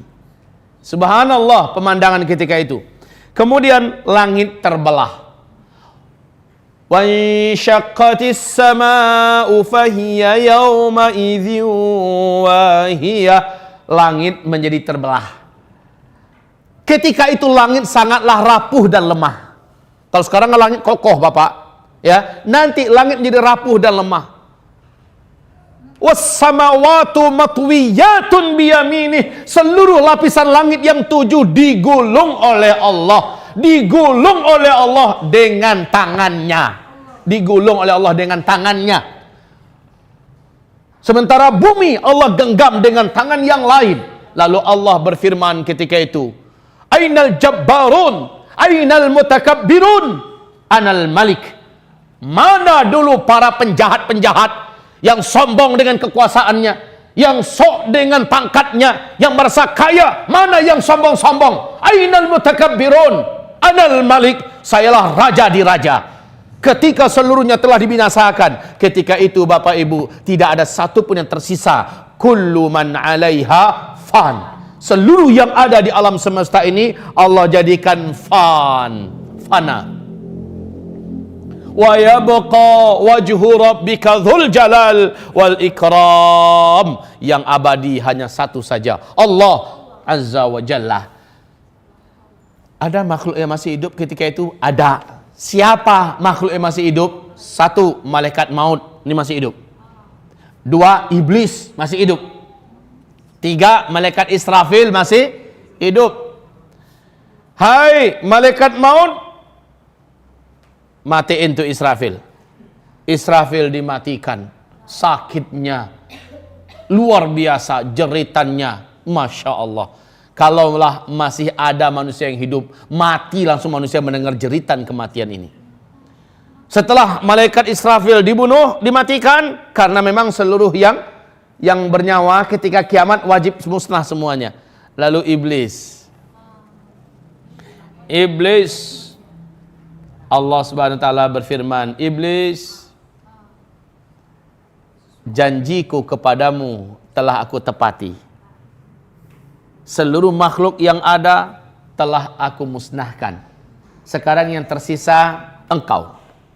Hai malaikat maut, cabut nyawanya. Iblis masih berusaha melarikan diri. Kemanapun dia lari, malaikat maut memiliki kemampuan yang gak ada apa-apanya iblis. Udah nunggu malaikat maut di sana. Mau kemana coy? Kemana saja lari, ditunggu, akhirnya dicabut. Begitu juga kata Rasulullah, jeritan kematian iblis ini sangat mengerikan. Selanjutnya Allah lah yang mematikan malaikat maut. Allah lah yang mematikan malaikat maut. Ketika Allah matikan malaikat maut, apa jeritan malaikat maut berkata, aduhai kiranya begini berat kematian itu, begini menyakitkannya. Kalau aku tahu, pasti aku akan berlembut-lembut dulu dalam mengambil. Iya, sakit Pak. Malaikat maut pun yang sebenarnya begitu perkasa, tidak ada makhluk yang lebih perkasa melainkan malaikat maut. Semuanya mampus di tangan malaikat maut. Ya. Sekarang malaikat maut dimatiin tuh oleh Allah Subhanahu wa taala. Selesai. Apa kata Rasulullah sallallahu alaihi wasallam? Bumi, langit dan semua isinya telah tidak ada. Senyap, senyap, senyap, senyap. Berapa lama? Arba'in ma bainan nafkhatain, antara dua tiupan. Tiupan pertama dengan tiupan kedua ada masa arba'un. Ada masa kata Rasulullah arba'un. Apa arti arba'un? 40. Qal Rasulullah SAW berkata, arba'una yauman, qala abait. Qala arba'una syahran, qala abait. Qala arba'una sanatan, qala abait. Enggak tahu. 40 hari kah? 40 minggu kah? 40 bulan kah? 40 tahun kah? Enggak tahu. Pokoknya 40, informasinya gitu kata Rasulullah sallallahu alaihi wasallam. Qal thumma yunazzilullahu minas sama'i ma'an Makhluk yang paling pertama Allah ciptakan adalah siapa? Siapa? Bilang cepat, Allahu a'lam. Ya. Ya. Kalau belum pasti, jawaban yang pastinya itu adalah Allah wa rasuluhu a'lam. Khalas. Yang pertama sekali Allah ciptakan adalah malaikat Israfil. Ya, malaikat Israfil. Ngapain? Meniup sangkakala kedua aba-aba. Maka semua yang pernah ada dulu kembali wujud, tapi dalam bentuk yang beza, bentuk yang agak beda. Langitnya masih langit, cuman bukan kayak langit yang ada ini lagi. Buminya masih bumi, tapi bukan lagi bumi yang ini. Yauma tubaddalul ardu ghairal ardi was samawat. Pada hari itu kami mendatangkan matahari yang baru, tapi bukan matahari yang lama. Kenapa matahari yang lama udah dikempesin oleh Allah? Matahari yang lama udah digulung oleh Allah Subhanahu wa taala. Matahari yang lama udah diafkirkan oleh Allah, diganti dengan matahari yang baru lebih keren. Langit juga dibuat begitu. Kemudian bumi juga dibuat begitu. Kalau bumi sekarang ini bulat apa datar? Bulat apa datar? Bulat apa datar? Terserah. Pokoknya bumi yang ada nanti, kata Rasulullah, bumi mahsyar itu datar. Datar, nggak ada bukit, nggak ada lembah, nggak ada sungai, nggak ada tempat duduk, nggak ada pohon. Warnanya putih, Pak, putih. Warna pasirnya putih. Sejauh mata memandang, dataran yang tidak ada ujungnya, tidak ada ujungnya. Baik, kaum muslimin yang kami muliakan, malaikat Israfil dari diciptakan kembali.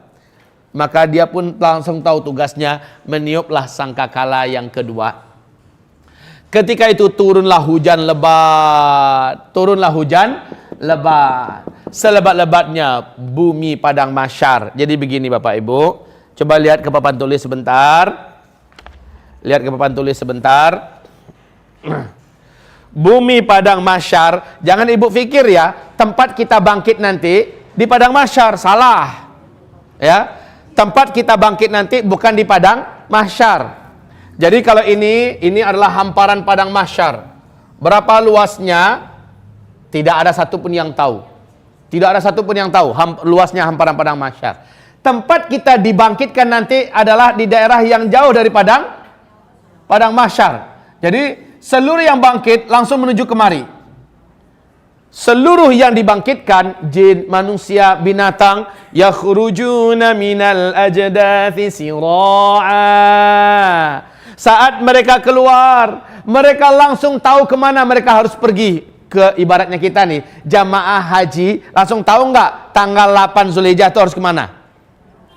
Hah? Ke Arafah, ke Mina dulu. Dari Mina, ya, meluncur ke Arafah pagi tanggal 9-nya. Jadi langsung tahu jemaah nih, jalan kaki. Seluruhnya jalan kaki menuju ke padang mahsyar. Ya, ini adalah PM.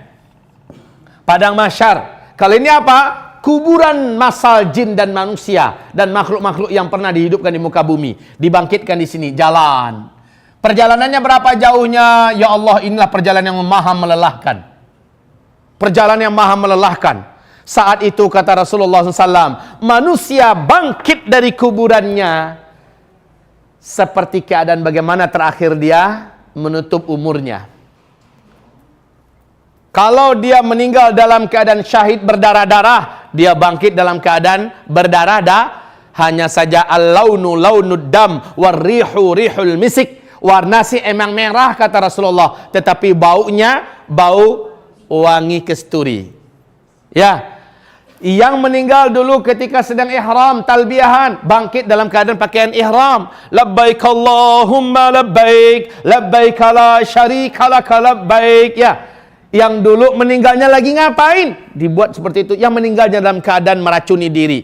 Yang meninggal dalam keadaan bunuh diri. Seperti apa tragisnya keadaan. Saya ngeliat di YouTube, ada yang meninggal. Jadi ada truk tronton lagi jalan. Di sampingnya ya, tronton itu agak melambat karena lampu merah kan. Pas trontonnya mulai jalan, dia masukkan kepalanya ke bawah tronton. Psh! pecah, ya, pecah. Lah ya kayak gini nih, bangkit dalam keadaan seperti itu kondisinya, kepalanya pecah. Bapak Ibu yang kami muliakan, bagaimana orang dulu meninggal, seperti itu dia kembali dibangkitkan. Maka pilihlah cara meninggal yang benar. Hamba-hamba Allah yang kami muliakan, perjalanan di sini. Nah, orang pada telanjang bulat, nggak ada yang berkhitan, nggak pakai alas kaki. Di dunia ini, kalau nggak pakai alas kaki kita, waduh sengsaranya minta ampun, panas, ya. Aspal luar biasa panasnya. Waduh, saya pernah deh jalan dari hotel, dari Masjidil Haram ke hotel, sendal saya hilang di Haram. Ya, jalan Bu, panas terik waktu itu. Lantainya itu belum yang putih yang sekarang nih, masih yang warna apa? Yang panasnya itu, masya Allah, loncat-loncat saya Bapak Ibu, loncat-loncat. Bapak Ibu yang kami muliakan, ini bayangkan matahari itu hanya qadra mail, hanya 1 mil, dikasih jarak hanya 1 mil. Masya Allah. Bunda Aisyah gelisah dia, ya Rasulullah, ada apa? Qalat, ar-rajulu wal mar'ah tub'atsu uratan ghurlan. Dibangkitkan dalam keadaan telanjang bulat, auratnya saling nampak dengan ya Rasulullah. Nanti yang laki-laki nafsu ngeliat wanita, yang wanita juga selera ngeliat laki-laki gimana? Apa kata Rasulullah? Ya Aisyah, al-amru yawma idzin ashad min ay yanzura ba'dhum aurata ba'd. Ketika itu, hai Aisyah, orang enggak peduli lagi dengan aurat. Saking menegangkannya kondisi, saking menakutkannya keadaan, enggak peduli sama aurat. Mau secakep langit apapun, orang udah enggak peduli dengan aurat, karena pemandangan jauh lebih mengerikan yang akan mereka hadapi. Ketakutan menyelimuti seluruh isi dada manusia. Orang yang bangkit dari kubur dan langsung dikasih pakaian, yang pertama sekali adalah Nabi Ibrahim alaihi salam. Inilah yang paling pertama diberi pakaian oleh Allah Subhanahu wa ta'ala. Sementara umat Nabi nanti, umat Nabi yang muslim, bukan yang mukmin ya. Umat Nabi yang muslim ini kan ada yang munafikinnya, ada yang ahli maksiat ini, ahli maksiat itu, segala macamnya kan. Yang munafikin ini dibangkitkan dalam keadaan 10 keadaan. Ada yang dibangkitkan dalam keadaan dipaksa memakai jubah dari ter yang mendidih. Ada yang dibangkitkan dalam keadaan kepalanya kepala binatang, kepala ular, kepala babi, kepala monyet, kepala anjing, ya. Sesuai dengan perangainya dulu di dunia. Muslim si muslim, tapi perangainya perangai babi, ngerusak kesana kemari. Ya, nggarap harta orang, makan harta orang. Ini perangai babi kan? Monyet kan gitu perangainya tuh. Bapak Ibu yang kami muliakan, ada yang dibangkitkan oleh Allah Subhanahu wa taala sementara lidahnya membusuk dan lidah itu menjulur sampai ke pusarnya. Bau busuknya membuat orang-orang sekitarnya muntah-muntah. Dan komunitas ini lidahnya manjang semua. Siapa ini? Ini para penghibah, ini para pemfitnah, ini para pengadu domba. Hati-hati Bapak Ibu. 10 keadaan. Muadz bin Jabal bertanya pada Rasulullah, ya Rasulullah, ini di waktu dibangkitkan loh itu ya. Jadi ada yang dibangkitkan dalam keadaan nungging. Jalan dengan tangan, kakinya ke atas. Semua manusia yang satu kelompok dengan mereka kayak gitu semuanya. Macam-macam Bu. Maka Muadz bertanya, ya Rasulullah, seperti apa sebenarnya keadaan manusia dibangkitkan berkelompok-kelompok nanti? Apa kata Rasulullah? Hai Muadz, laqad sa'alta an syai'in 'azim. Pertanyaanmu sangat berat, hai Muadz. Saya rasa Bapak Ibu perlu membaca hadis itu. Kenapa manusia ini dibangkitkan dalam keadaan lidahnya panjang? Kenapa manusia dibangkitkan dipaksa menggunakan ter yang mendidih? Kenapa manusia dibangkitkan dalam keadaan kepalanya kepala binatang? Kenapa manusia dibangkitkan dalam keadaan berdarah-darah, bernanah? Kenapa manusia? Nah, seluruh keadaan ini bergantung pada apa yang dia buat di dunia. Apakah Bapak Ibu tidak gelisah? Jangan-jangan kita termasuk yang masih melakukan itu di dunia. Bisa jadi begitu nggak Pak? Bisa jadi. Kewaspadaan kita dalam hal ini menjadi sebuah hal yang wajib dan mesti. Lanjut, setelah itu orang sudah tidak peduli dengan aurat ya. Orang sudah tidak peduli dengan aurat. Jin, setan pada saat itu dibangkitkan oleh Allah Subhanahu wa taala sudah berwujud dan sudah kasar badannya. Bisa kita tempeleng. Hah? Bisa kita tempeleng, Pak. Mau bapak babak belurin gara-gara kamu nih, ya. Bisa. Hamba-hamba Allah yang kami muliakan, toh dalam Al-Quran banyak Allah menceritakan bagaimana kesalnya manusia nanti kepada setan. Nah, nanti iblis membela komunitas jin dan setan. Ente jangan sembarangan ya, nuduh kami sepenuhnya. Enggak pun ada kami, kalian punya potensi untuk sesat, kata iblis di dalam surat Ibrahim. Enggak ada kami, kalian bisa sesat. Tanpa kami pun kalian sudah punya potensi untuk sesat. Kenapa kita bisa sesat, Pak? Kenapa iblis nanti ngamuk di hadapan Allah membela diri dan komunitasnya? Kenapa dia ngamuk? Karena manusia terlalu banyak menyalahkannya nanti pada hari kiamat. Apa kata iblis? Surat Ibrahim ayat 22. Jangan kalian nyalah-nyalahkan saya. Saya hanya punya kemampuan merayu, menggoda-goda. Merayu, menggoda-goda dan membuat kalian merasa benar dengan kesalahan yang akan kalian lakukan.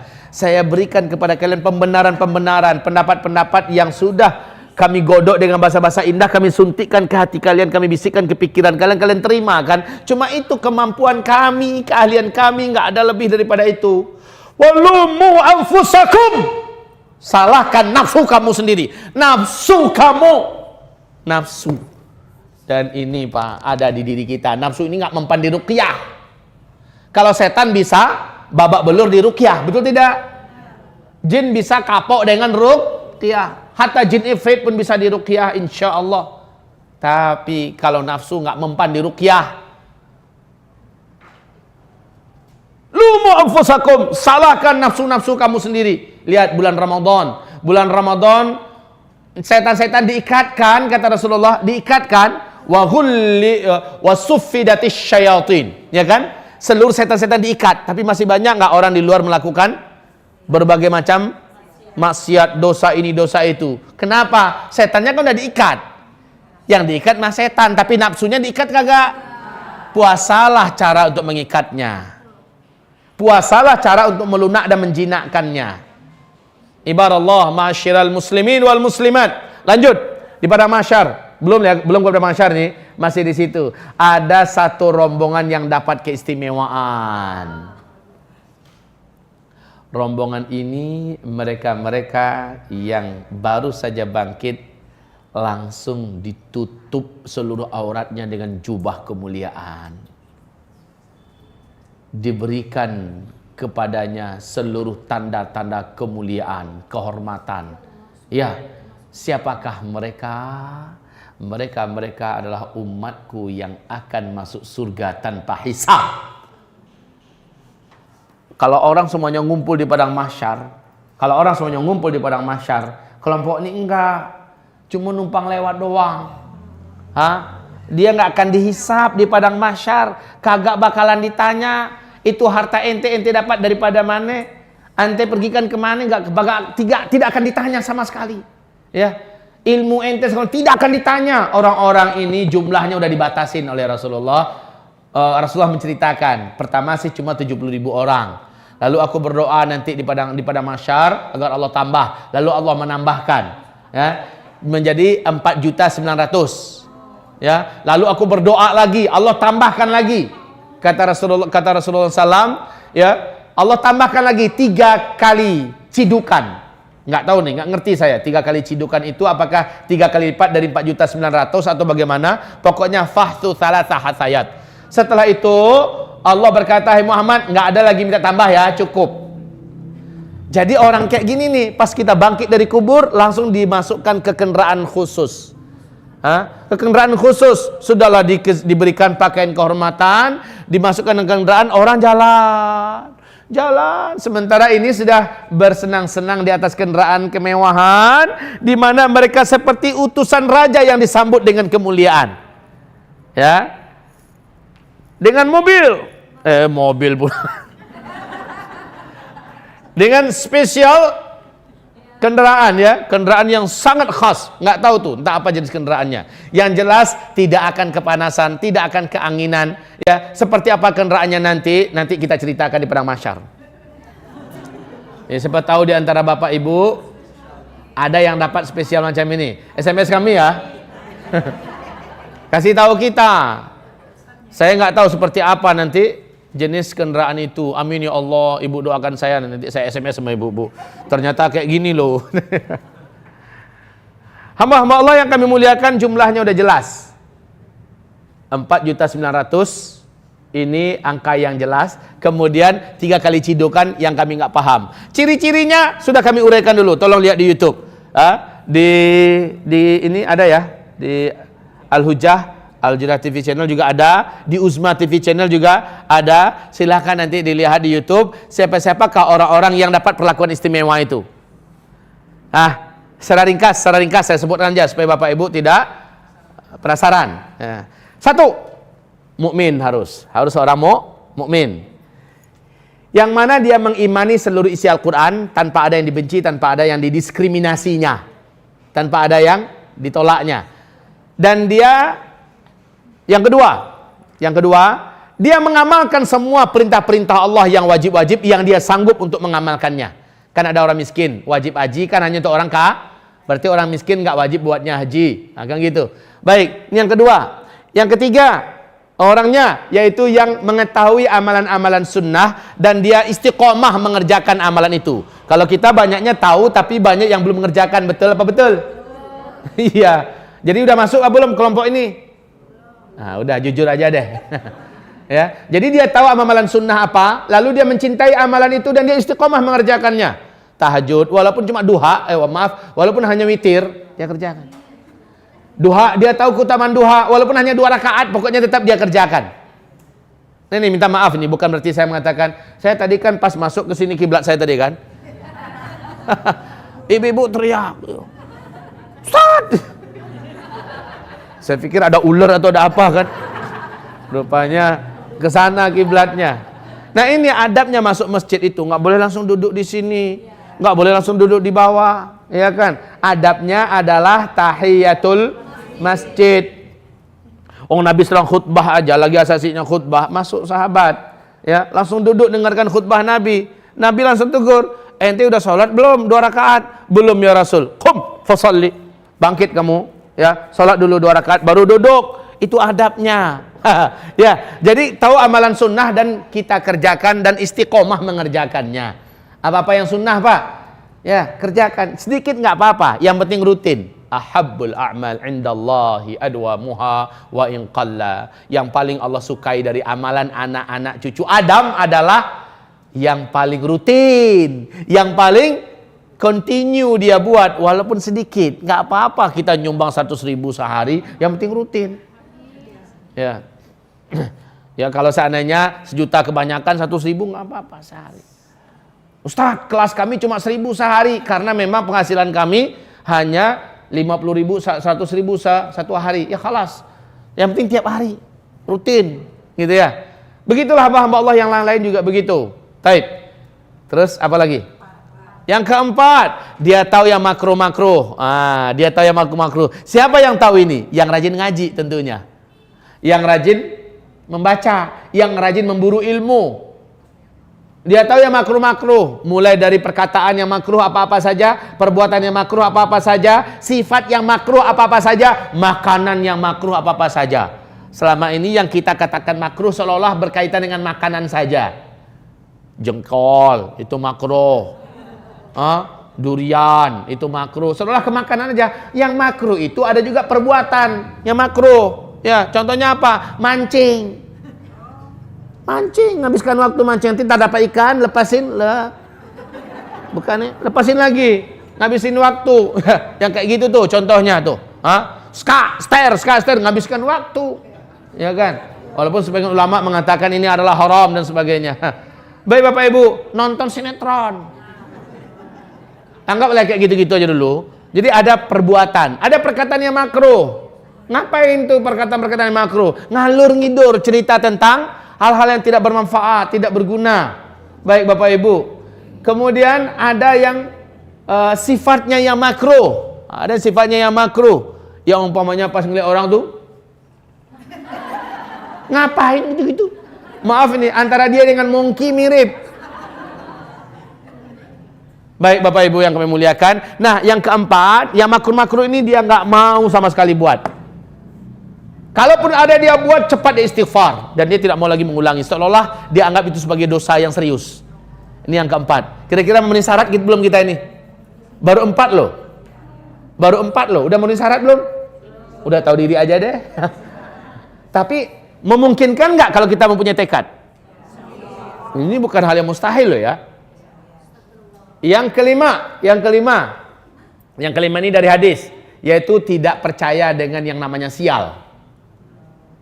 Nama pembawa sial, angka pembawa sial, hari sial, arah rumah sial, atau apa-apa yang ada unsur-unsur sialnya, dia nggak percaya. Dia nggak percaya sama sekali ini tanda-tanda sial. Burung gagak hitam berbunyi di tengah malam, ayam jantan berkokok jam 12 malam, tandanya sial dan segala macamnya. Nggak percaya, dia nggak percaya. Ya, dia tolak itu semua. Oke, yang keenam, dia tidak mau meminta dirinya agar diruqyah. Meminta agar dirinya diruqyah. Tapi ruqyah bukan haram loh. Ada ruqyah yang syar'iyah. Cuma kalau dia minta diruqyah gimana? Macam saya. Saya sendiri Bapak Ibu, saya tidak jarang-jarang minta agar diruqyah oleh istri saya. Diruqyah oleh anak-anak saya. Ayo nak tolong ruqyah Papa. Ya. Mereka meruqyah, istri saya meruqyah. Bukankah ruqyah bisa dilakukan untuk diri sendiri? Ya bisa. Yang sebaiknya itu. Kan kadang-kadang ada orang yang nggak bisa meruqyah dirinya sendiri.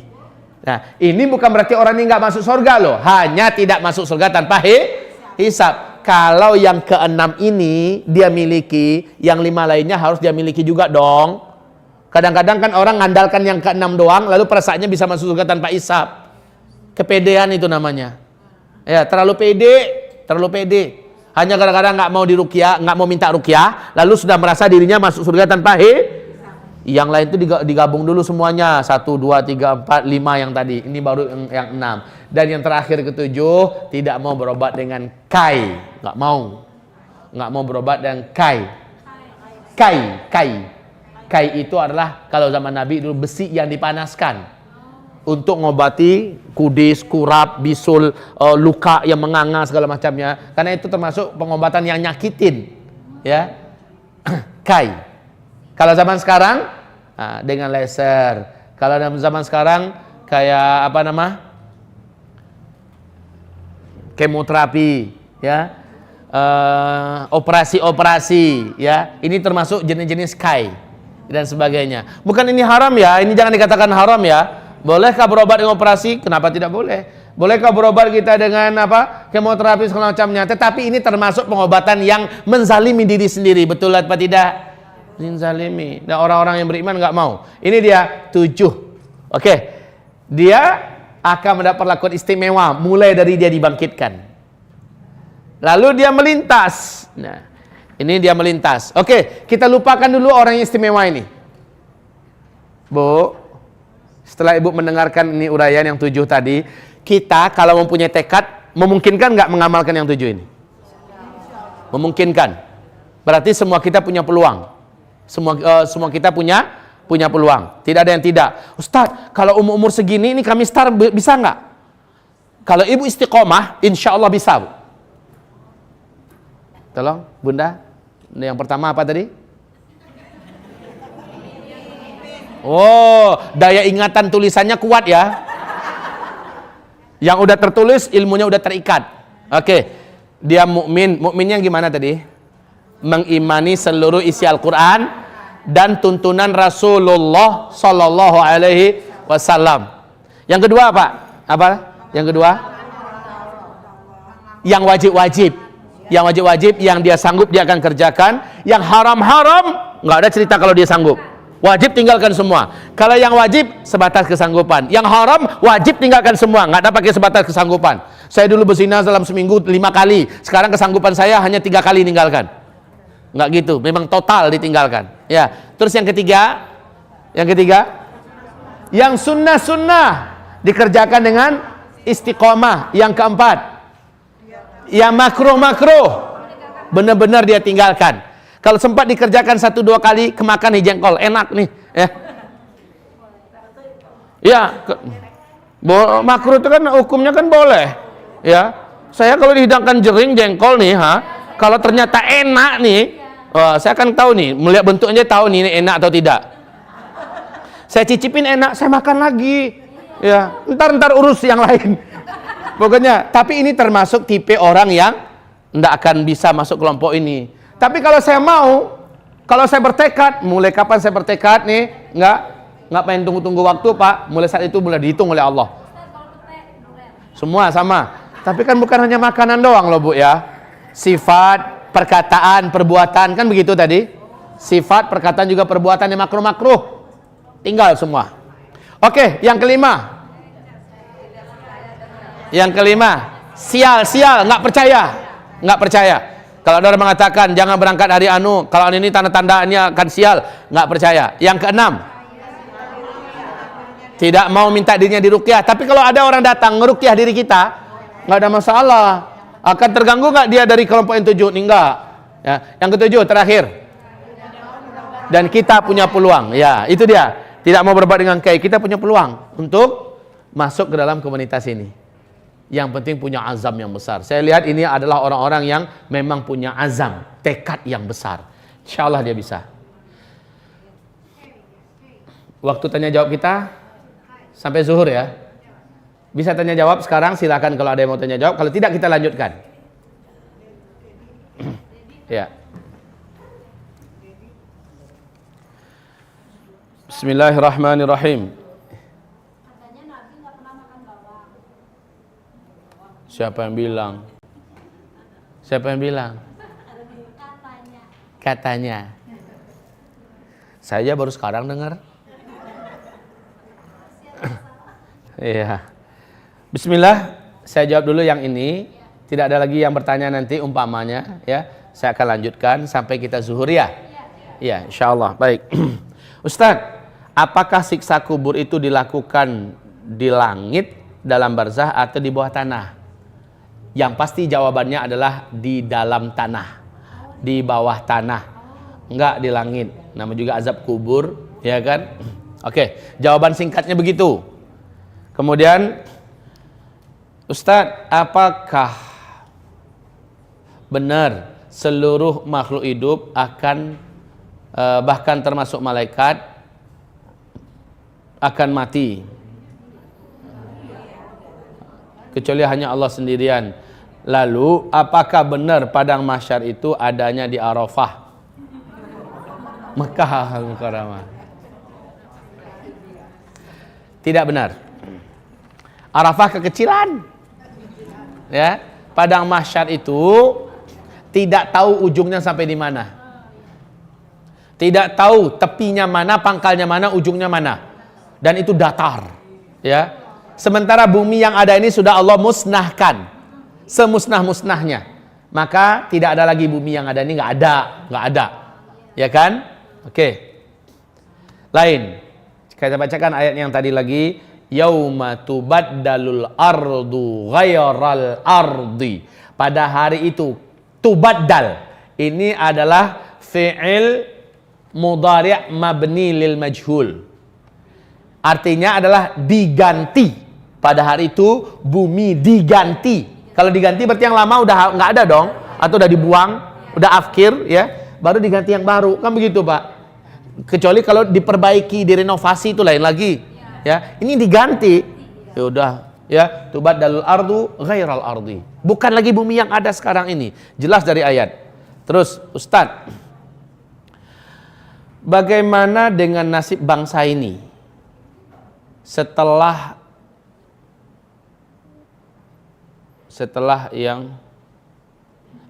yang salah jadi benar, yang benar jadi salah, yang kini terjadi termasuk kasus penista agama, buka kurung Ahok tutup kurung. Apakah Indonesia akan menjadi seperti Suriah, Aleppo dan Palestina, Apa yang harus kami lakukan agar selamat dan terhindar dari Fir'aun dunia? Gabung segera dengan Nabi Musa. Gabung segera dengan Nabi Musa. Kalau ini mengatakan ini Fir'aun dunia, apa yang harus kami lakukan supaya selamat? Jangan gabung dengan Fir'aun. Yang punya media massa Fir'aun enggak? Iya. Yang punya kekuatan militer Fir'aun enggak? Iya. Musa punya kekuatan militer enggak? Enggak. Musa punya media massa enggak? Enggak. Musa mempunyai makar ini itu segala macam enggak? Lugu. Ya. Musa itu tergantung instruksi dari langit, gimana arahan dari langit. Nah, Bani Israel yang ikut dengan Musa, padahal Musa nggak punya apa-apa, nggak punya kekuatan apa-apa. Ternyata yang dikaramkan, yang dihabisi pada akhirnya Musa atau Fir'aun? Maka kalau mau selamat gabung dengan Musa. Sekarang Musanya siapa? Para ulama. Gabunglah dengan para ulama. Tapi ulama yang benar, bukan ulama jadi-jadian.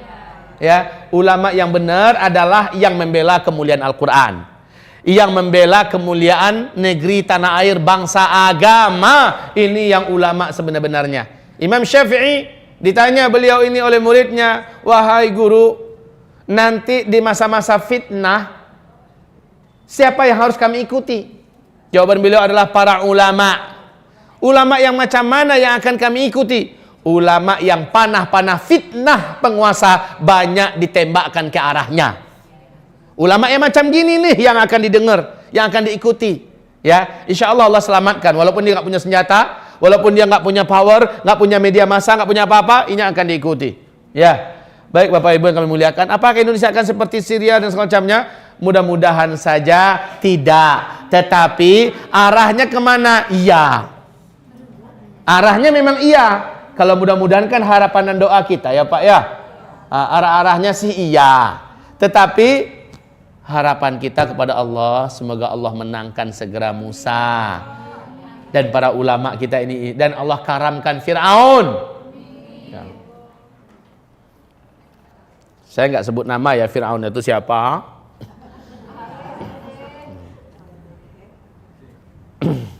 Terus Ustadz, tolong amati kami satu-satu. Loh, maksudnya apa nih? Bentar, garis miring. Hafalkan wajah-wajah kami agar kelak Ustadz bisa menolong kami.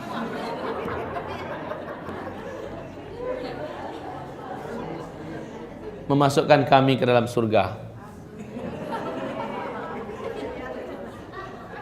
Bapak Ibu, saya sendiri belum tahu nasib ini akan bagaimana.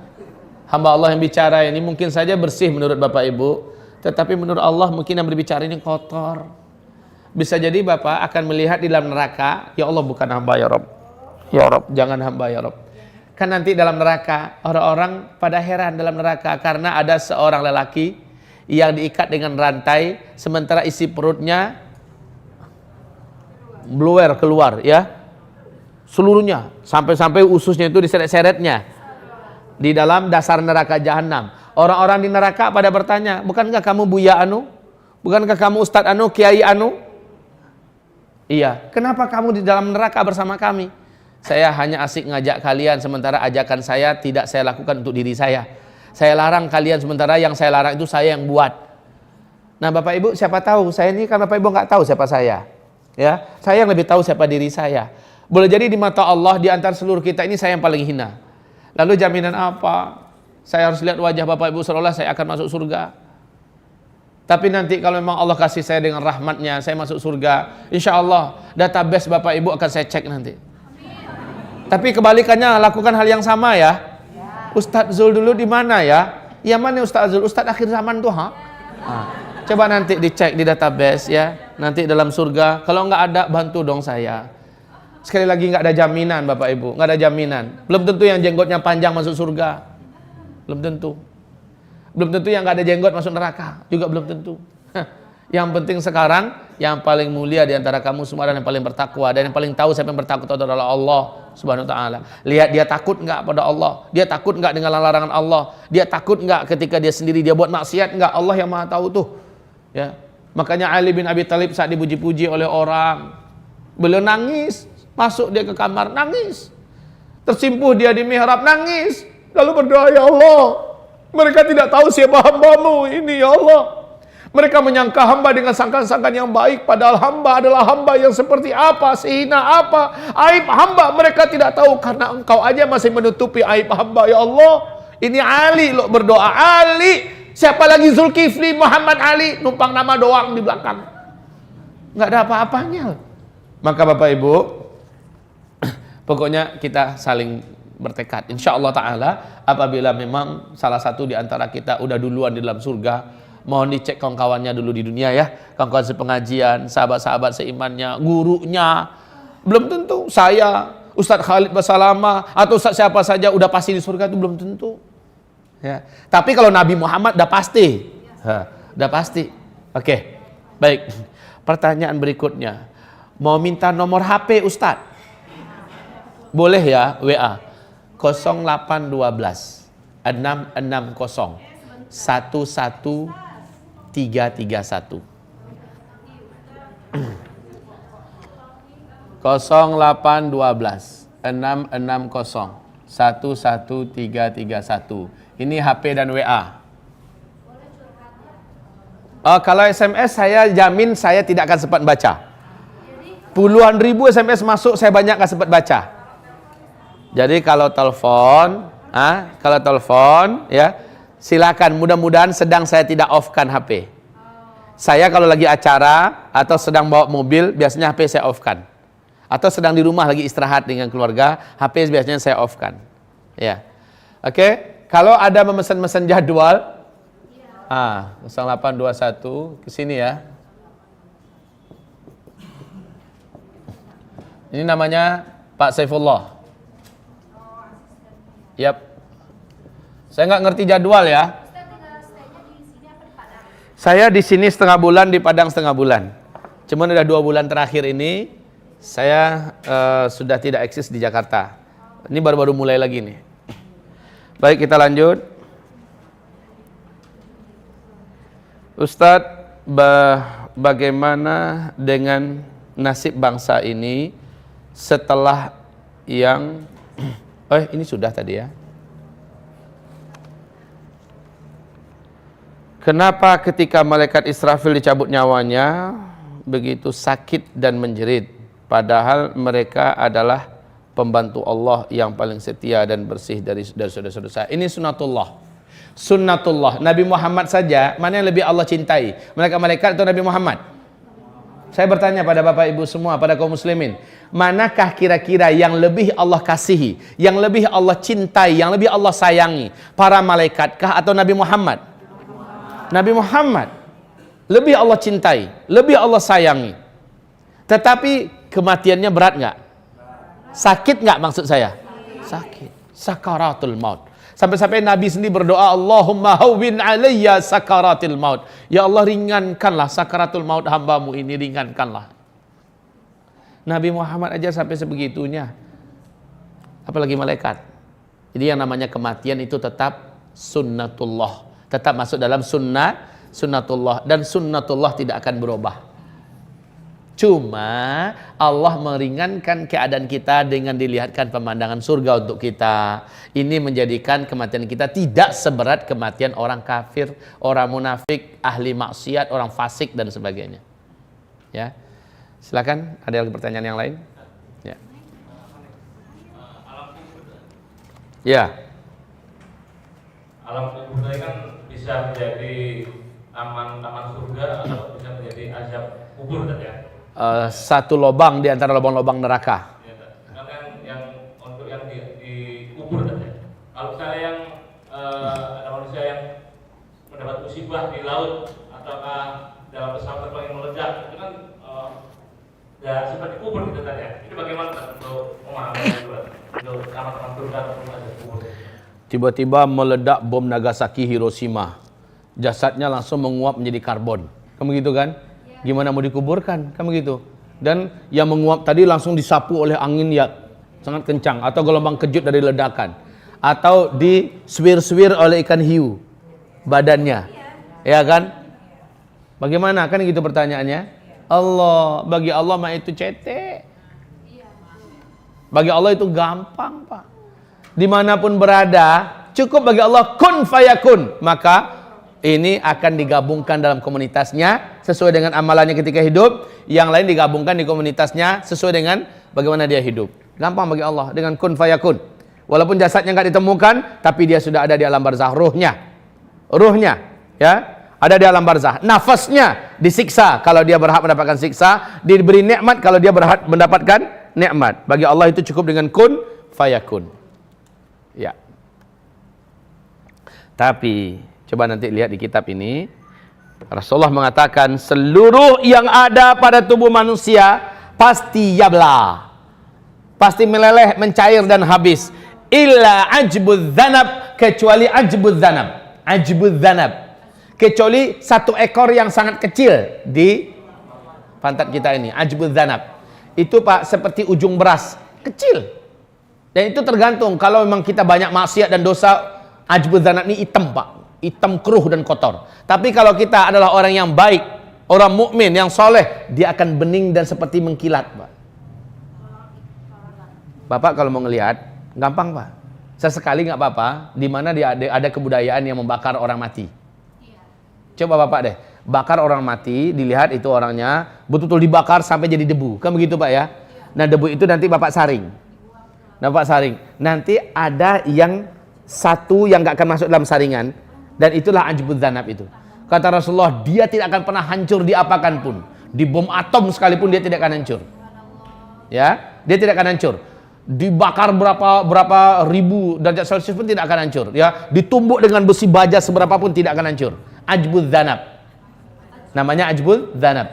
Nah, setiap manusia database-nya tentang kehidupannya, sifatnya, karakter fisiknya, segala macamnya ada di situ, Pak.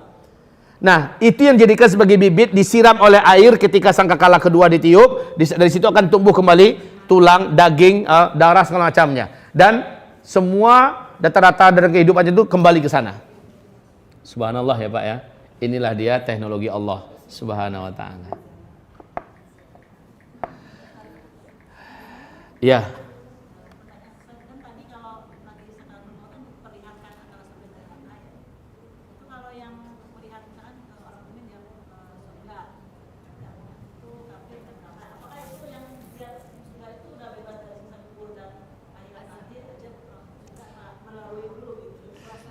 Kalau orang mukmin, seandainya dia tidak termasuk di antara yang bebas dari azab kubur, proses kubur itu tetap akan berjalan, ya, tetap akan berjalan sesuai dengan proseduralnya yang sudah ditetapkan. Yang tidak akan menjalani prosedural itu adalah orang-orang yang syahid di medan tempur. Kenapa? Sebaik dia meninggal dunia, para malaikat sudah berbaris-baris, ya, dan dia langsung diiring-iringi oleh malaikat. Kemudian para istri-istri dalam surga sudah berdandan dan menghias dirinya, ya, untuk orang-orang yang syahid. Ayo para suami-suami dunia, istri-istrimu di surga sudah menanti jika engkau syahid. Ibu-ibu, peluang ibu syahid itu ada enggak? Peluang ibu syahid itu ada. Caranya gimana? Yang tadi udah saya sampaikan. Ibu bakar semangat suami ibu, ibu bakar semangat anak ibu, ya. Ibu biayai orang-orang yang pergi berjihad. Ibu ridha ketika ibu harus menjadi janda, suami ibu syahid, semua pahalanya mengalir ke ibu. Posisi ibu sama dengan mereka. Loh, kalau gitu suami-suami kami menunggu dong di surga? Enggak. Ibu tetap akan dipersunting sebagai ratunya para bidadari-bidadari yang cuantik-cuantik di dalam surga itu. Ibu ratunya. Kecantikan ibu 70 kali lipat daripada bidadari. Membuat para bidadari iri pada ibu. Yang kayak ibu ini nggak ada dalam surga. Wajah-wajah ibu nggak laku dalam surga. Minta maaf ya, minta maaf, ibu nggak sah masuk surga. Kalau ibu sudah dalam surga, ibu mengalahkan kecantikan seluruh bidadari yang ada. Subhanallah. Beruntunglah suami ibu yang ternyata kembali bisa mempersunting ibu sebagai istrinya nanti. Ustaz, kalau yang dibilang syahid itu bisa termasuk membiayai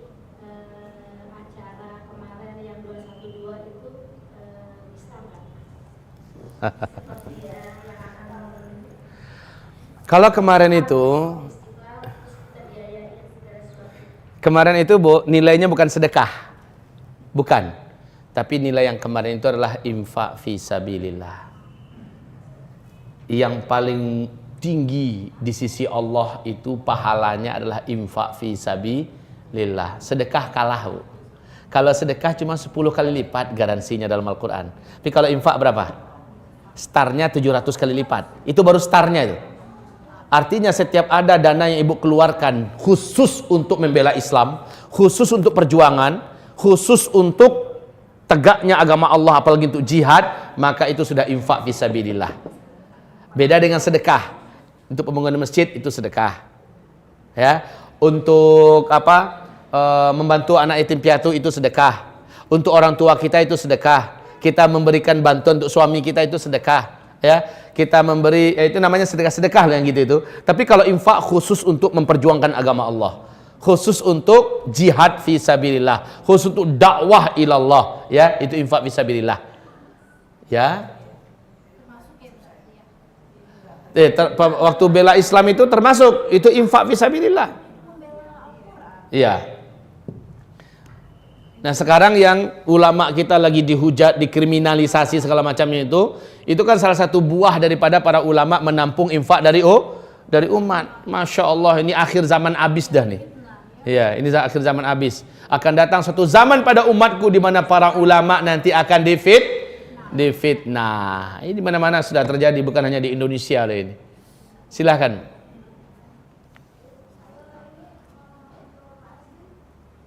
Untuk apa?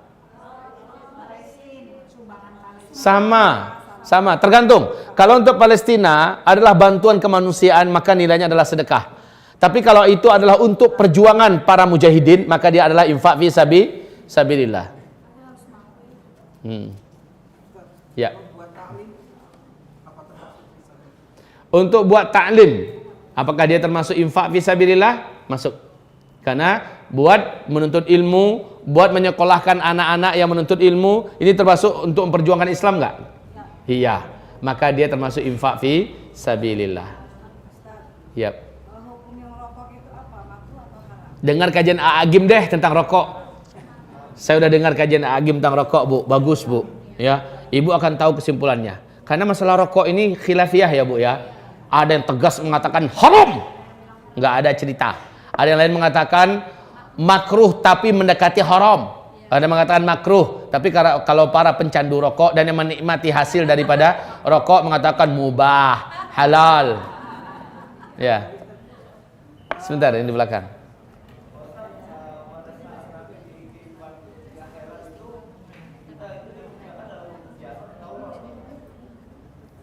Kita diciptakan dalam utuh. Kita kembali dijadikan utuh. Dalam hadisnya sangat banyak. Nabi mengatakan tulang kembali Allah susun, daging kembali Allah selimutkan kepada tulang, dan darah, urat-urat segala macamnya utuh kembali. Dan usia kita ketika itu sebaya-sebaya. Usia kita sebaya-sebaya. Hah?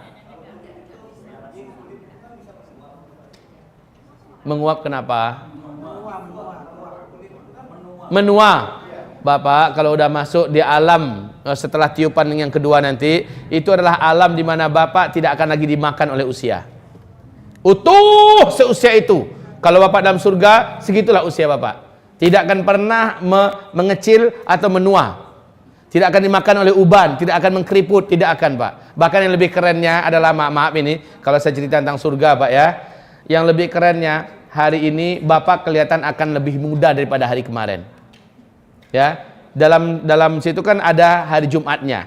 Hari Jumat itu adalah hari pasar. Hari pasar itu orang-orang surga akan ketemu di pasar-pasar, di pasar-pasar surga. Ya, di situ akan gratis seluruhnya. Bapak nikmati semua fasilitas yang di sana, nikmati semua apa yang ada di sana, gratis, tis. Ya, kemudian angin surga di hari pasar itu, ketika Bapak pulang ke rumah, Bapak akan terkejut istri Bapak yang ada di dalam surga.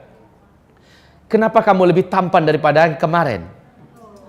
Setiap kali Bapak pulang hari Jumat lebih tampan lagi dari sebelumnya, lebih muda lagi, dan lebih kuat lagi, lebih strong lagi, lebih macho lagi, Pak. istri pun terkena angin surga dari Jumat akan lebih cantik daripada sebelumnya. Andai pandai. Subhanallah. Ya. Dalam surga itu ada kehidupan seperti kayak di dunia enggak? Saya kayak suami istri itu ada rasa nafsu gitu. Subhanallah. Fiha ma tashtahil anfus. Di dalam surga semua yang diinginkan nafsu ada. Kemudian di dalam surga, inilah kami yang dulu kami nikmati di dunia. Ada durian nggak di surga? Dah, di surga nanti ada durian. Karena di dunia ada durian. Ya, yang nggak ada di dunia ini adalah yang negatifnya. Ular yang nyakitin, ular kayak gitu jangan khawatir. Semut yang akan nyakitin, masuk kuping segala macamnya. Nanti ibu merebahkan diri di rumput-rumput surga, khawatir ada lipan, kelabang, nggak akan ada. Ya, tidak akan ada kuman, bakteri yang kayak gitu nggak ada. Ya, fala khaufun alaihim yauma idzin wa hum yahzanun. Tidak ada yang perlu dikhawatirkan, ditakutkan pada hari itu, dan juga mereka tidak akan ada sedih. Ternyata ibu suaminya dalam neraka, ibu nggak akan sedih nanti ibu, karena suami yang baru sudah datang. Para suami yang gagal menjadi suami, itu di neraka nanti. Istrinya dipersunting oleh lelaki yang bertakwa, yang soleh, yang beriman, yang menjadi ahli surga. Amin ya Rabb. Normalnya keinginan kita kan kayak gitu. Kan banyak juga suami-suami yang tidak tahu diri. Ya, dia ajak istrinya sholat, dia nggak mau. Dia ajak istrinya meninggalkan tua, dia masih nyekek tua terus, ya kan? Ya kan? Kayak gitu. Gimana lagi? Ya Pak, silakan.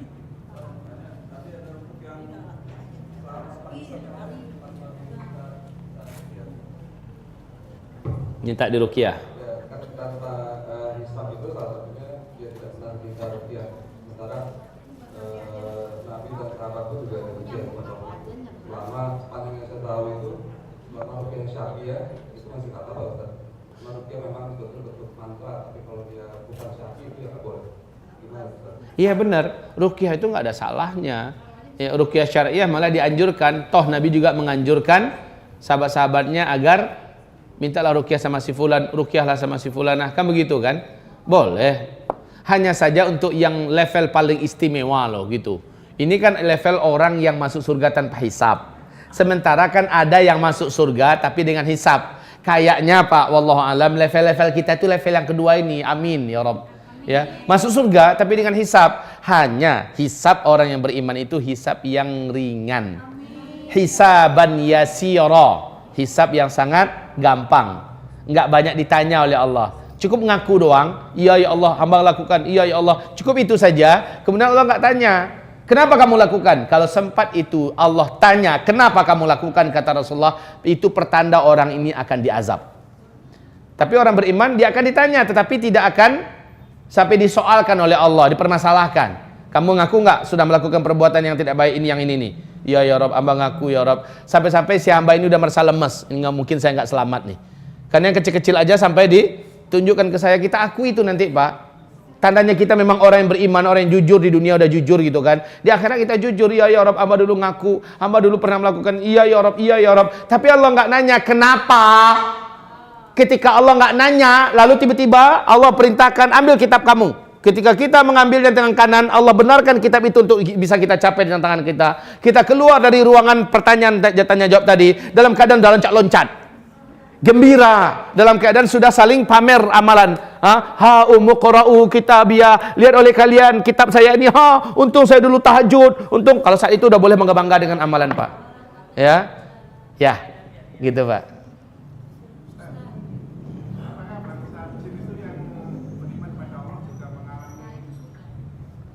Semua yang kita alami, mereka alami, persis. Mereka juga masuk surga dan wajah mereka sudah Allah robah. Kalau sekarang ini wajah manusia dengan wajah jin siang malam Pak. Kita ini fi ahsani taqwim. Sebaik-baik bentuk, seindah-indah bentuk kita ini.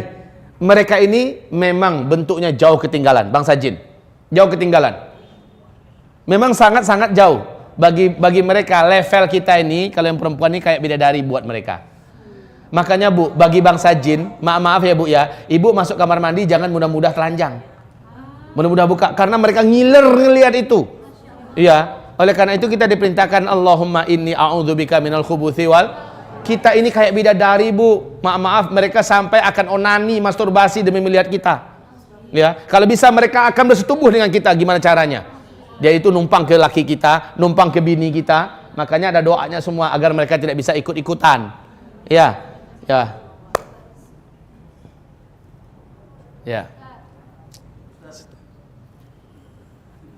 Maaf, ini seandainya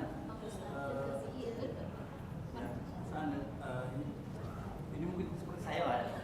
Kerjaan saya selama ini kayaknya kotor lah ya. Kerjaan orang tapi kotor. Terus tahu-tahu saya kan mau berubah ceritanya gitu kan. Itu besoknya mati. Gimana? Itu nanti saya kemana gitu. Asal Bapak sudah tobat nasuha, pokoknya Bapak tobat nasuha nih, langsung meninggal setelah tobat nasuha. Bapak dalam keadaan putih, Pak. Putih. Tidak. Nanti Bapak di hari kiamat Allah SWT akan tanyakan, tetapi karena sudah dianggap putih, Allah tidak akan menghisap. Dalam artian tidak akan menghisap, tidak akan disoalkan oleh Allah, kenapa kamu buat, ya. Karena kata Allah, karena kamu dulu sudah minta ampun, aku telah ampuni ini semua. Bagus, daripada nggak takut, buat lagi.